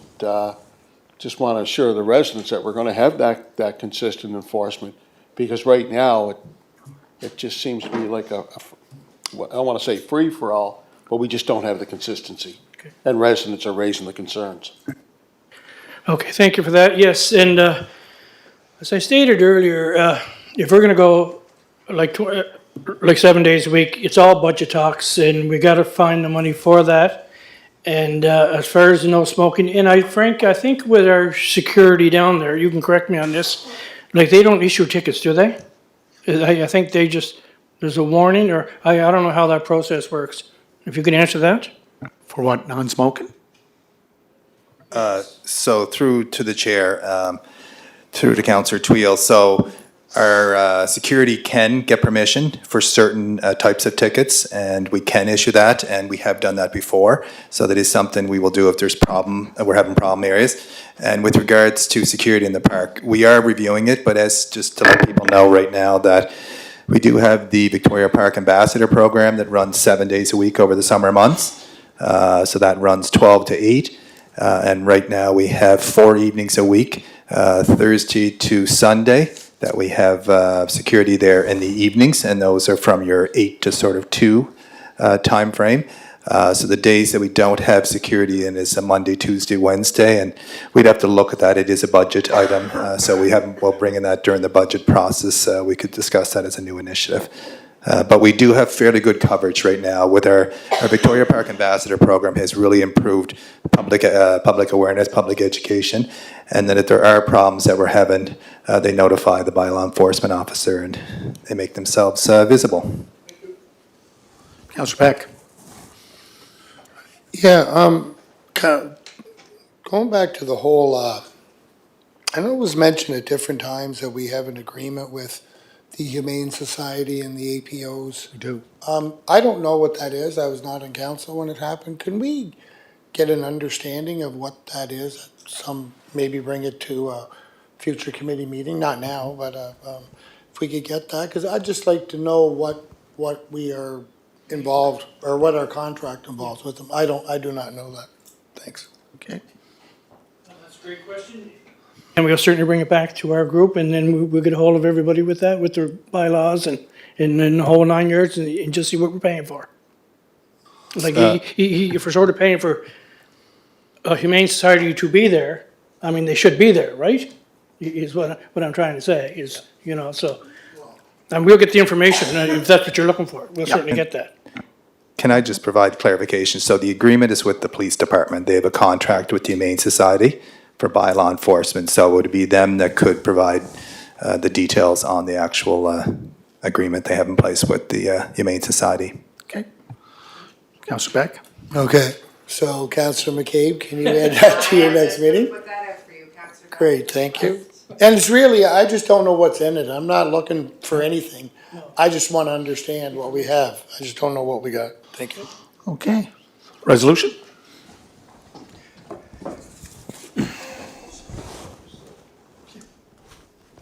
Parks, Recreation, and Leisure Activities Resolution Number 1, moved by Councillor Kevin Ramsey and seconded by Councillor Bob Duran.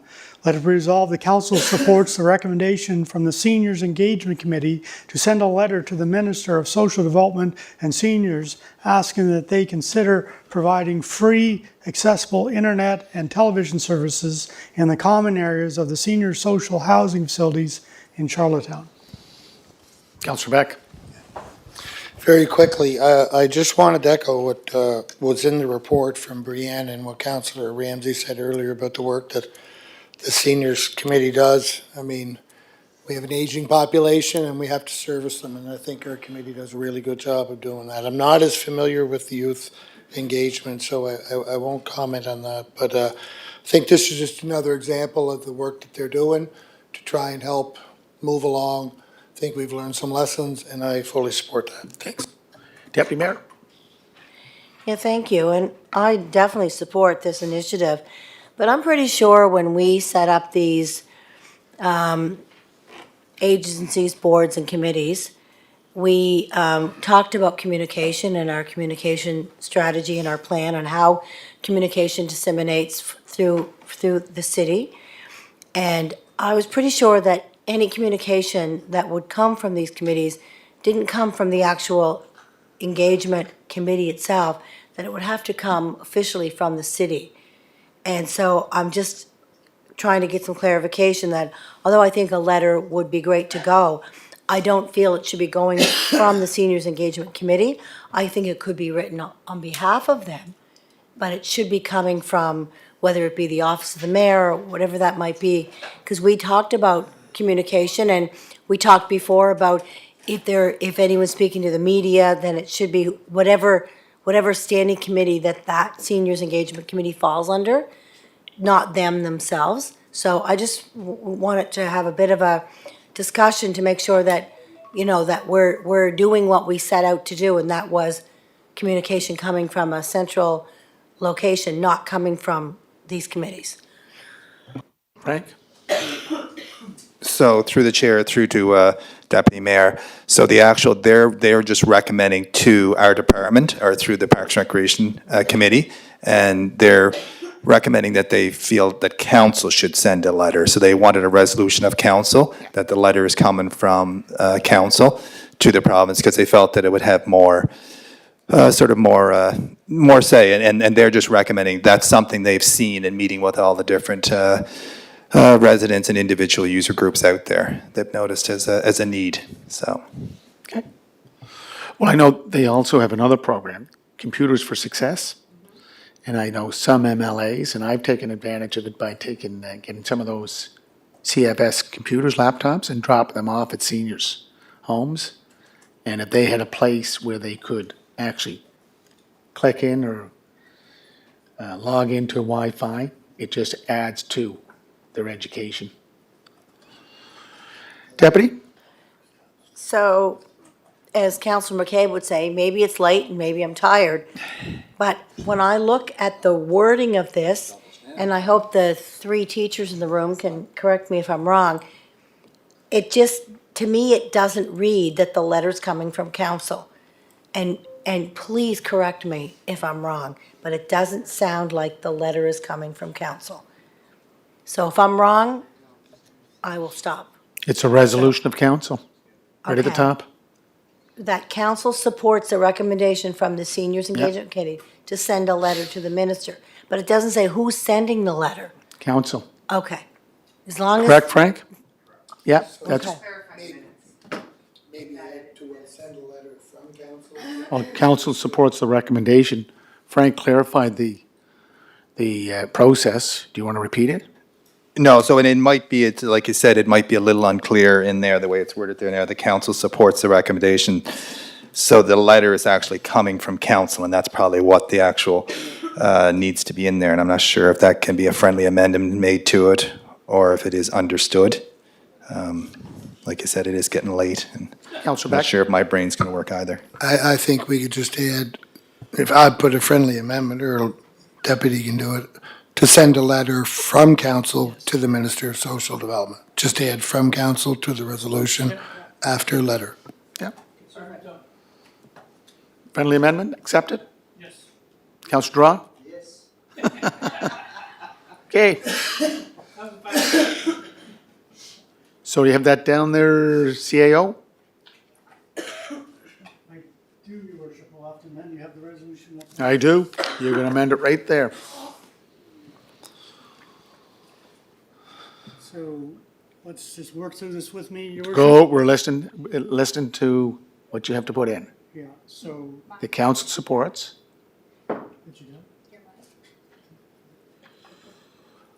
That council supports a recommendation from the Seniors Engagement Committee to send a letter, or council sending a letter? Okay. So the council supports sending a letter on behalf of the Seniors Engagement Committee to the Minister of Social Development and Seniors, asking they consider providing free accessible internet and television services in the common areas of senior social housing facilities in Charlottetown. Yeah. Yeah, just let them get it written up, please. They did send us in a recommendation, so let's just, dropped the letter off to us. yeah, it's a recommendation. Yeah. Okay. Thank you. All in favor? Should be easy. 9-0.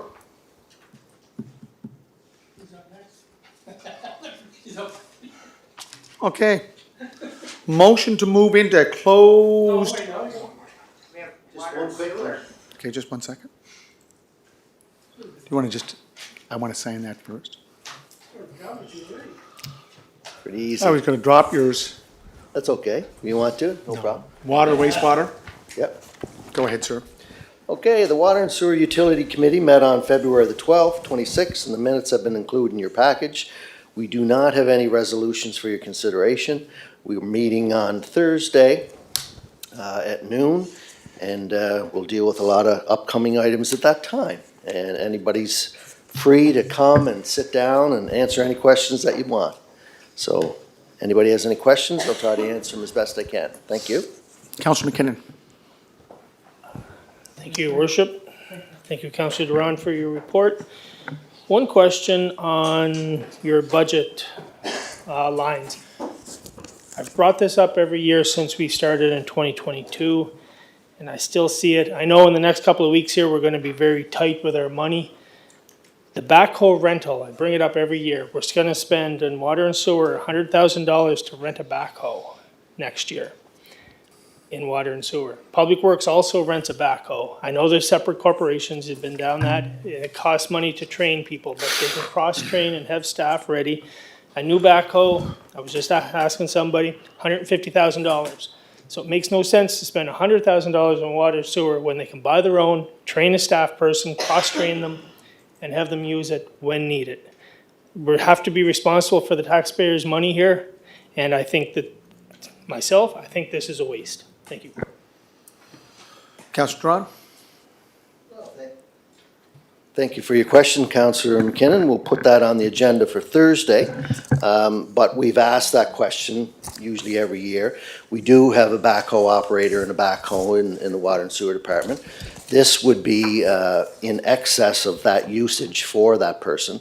So when you look at, buying another backhoe, the maintenance cost, a staff member's cost, those costs go up pretty quickly. So what they do is they tender this out, and they come back to us and say that this is financially being prudent to do that. So I guess we'll get a better clarification on Thursday, and I'll come back to you with some answers and copy all of council, if that's okay with you, Josh. Councillor Twill. Yeah. Just want to bring up the fiber optic again. I understand now that it's going to be, 10 more weeks when the weather's better, so they can go out and do an investigation as to the infrastructure that's in the ground. My question is, who's going to be conducting the investigation as far as the infrastructure? Is it city staff or is it the consultants? Councillor Duran, is that in your report, the next 10 weeks? Sorry, go ahead. I don't know if it's 10 weeks. We were waiting at our last meeting. We were asking the same type of questions. How quick can we get into these vaults? There was a problem with the person that has the vaults of letting us in there. He didn't want the consultant or staff to get in there at this time, so there was an issue with that. We don't have the answer. It'll be coming Thursday. We were waiting for better weather, so now the weather has turned pretty nice. I'm anticipating that with the cooperation from the contractor that did the work, then we'd be able to get in there fairly quickly. We did ask our manager to go to the contractor because the subcontractor won't let us in. So we want the contractor that okayed everything to be more involved and to give us more answers on that. Yeah. So I'm not sure if that answered your question or. 10 weeks is not in, I don't remember discussing that. I know. And I always ask, and I know you would be, anyone that has information or contact information that should be passed on to us to, flush this out. Yeah, we've discussed this at the committee, like for 6 years. Yeah. We've expressed our frustration. The new manager's here, he's trying his best. We're trying to get this to the finish line. There's back and forth, you know, months ago, it was our lawyer, their lawyer couldn't come to agreement. Now we have this tender that's gone out, and now we're getting some non-compliance from the person that we're supposed to be dealing with. We're supposed to try to get together to get this tender looked at, so he can come back to council and say, listen, yes, this is fully done. This is what you're getting. You know, that's the whole idea, and then council can decide at that time whether you want to proceed or not. Councillor But Beck? I'm hoping for an update come Thursday, sorry. Yeah. It's Tuesday today. Councillor Beck? Thank you, Your Worship. I just have a question on page 447. It's about the meter installation incentive. I guess I have two questions. First of all, are residents required? I thought we started on there was a requirement of residents to convert to meter usage, so just simply yes or no on that. And secondly, if we are we're trying to incentivize people to go, do we have like a raw number or a percentage of residents that have not yet converted to the meter? And if so, or what are we hoping to accomplish to make inroads in that regard? Okay. Kind of a two-part question. No Councillor. problem. The first part, it was a volunteer to people to hook up. So then we passed that after a number of years.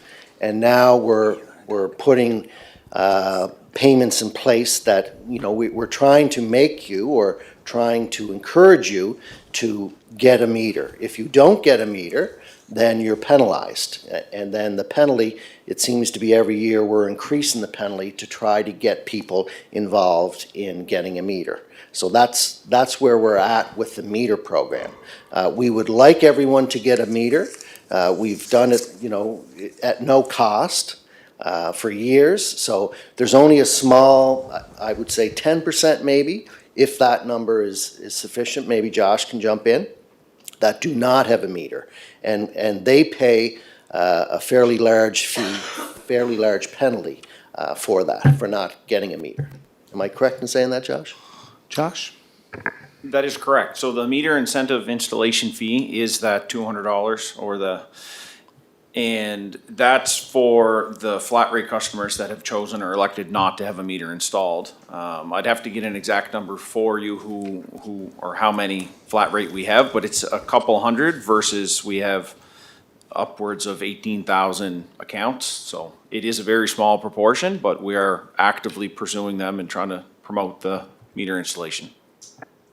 Okay, good. Oh, did I miss the second part? No, that's good, that's good. Perfect, great, thank you. Councillor McKinnon, you wanted something, or you're all right? Well, no, okay. Councillor Twill. So, again, who's going to be conducting the investigation out in the field? Is it the contractor that the city awarded not the contractor, but is it the consultant that the city awarded that audit to? Or is it going to be the staff? Who's actually going out into the field, conducting investigation? Okay. It would definitely be the consultant. He would go out and he knows what he's looking for. Staff may have to go with him as well, just to confirm. I'm not 100% sure, like that's operational type of thing, but if Josh wants to go in, I would think that both would go, but, you know, it's, the consultant's given the report, but maybe you can ask again, Josh. Yeah. Josh? Certainly. So the consultant, that would be the responsibility of the consultant. Utility staff would be there to assist if there's a particular need or reason. But primarily that responsibility lies with the consultant. Okay. And is that within the next 10 weeks that was said here? Is that what we're looking at? I believe the dates that were given were once access was granted, it would take roughly 7 to 8 weeks to complete the study. I think that might be where the timeline came into play. Okay. Councillor Twill. So once you get the approval. Thank you.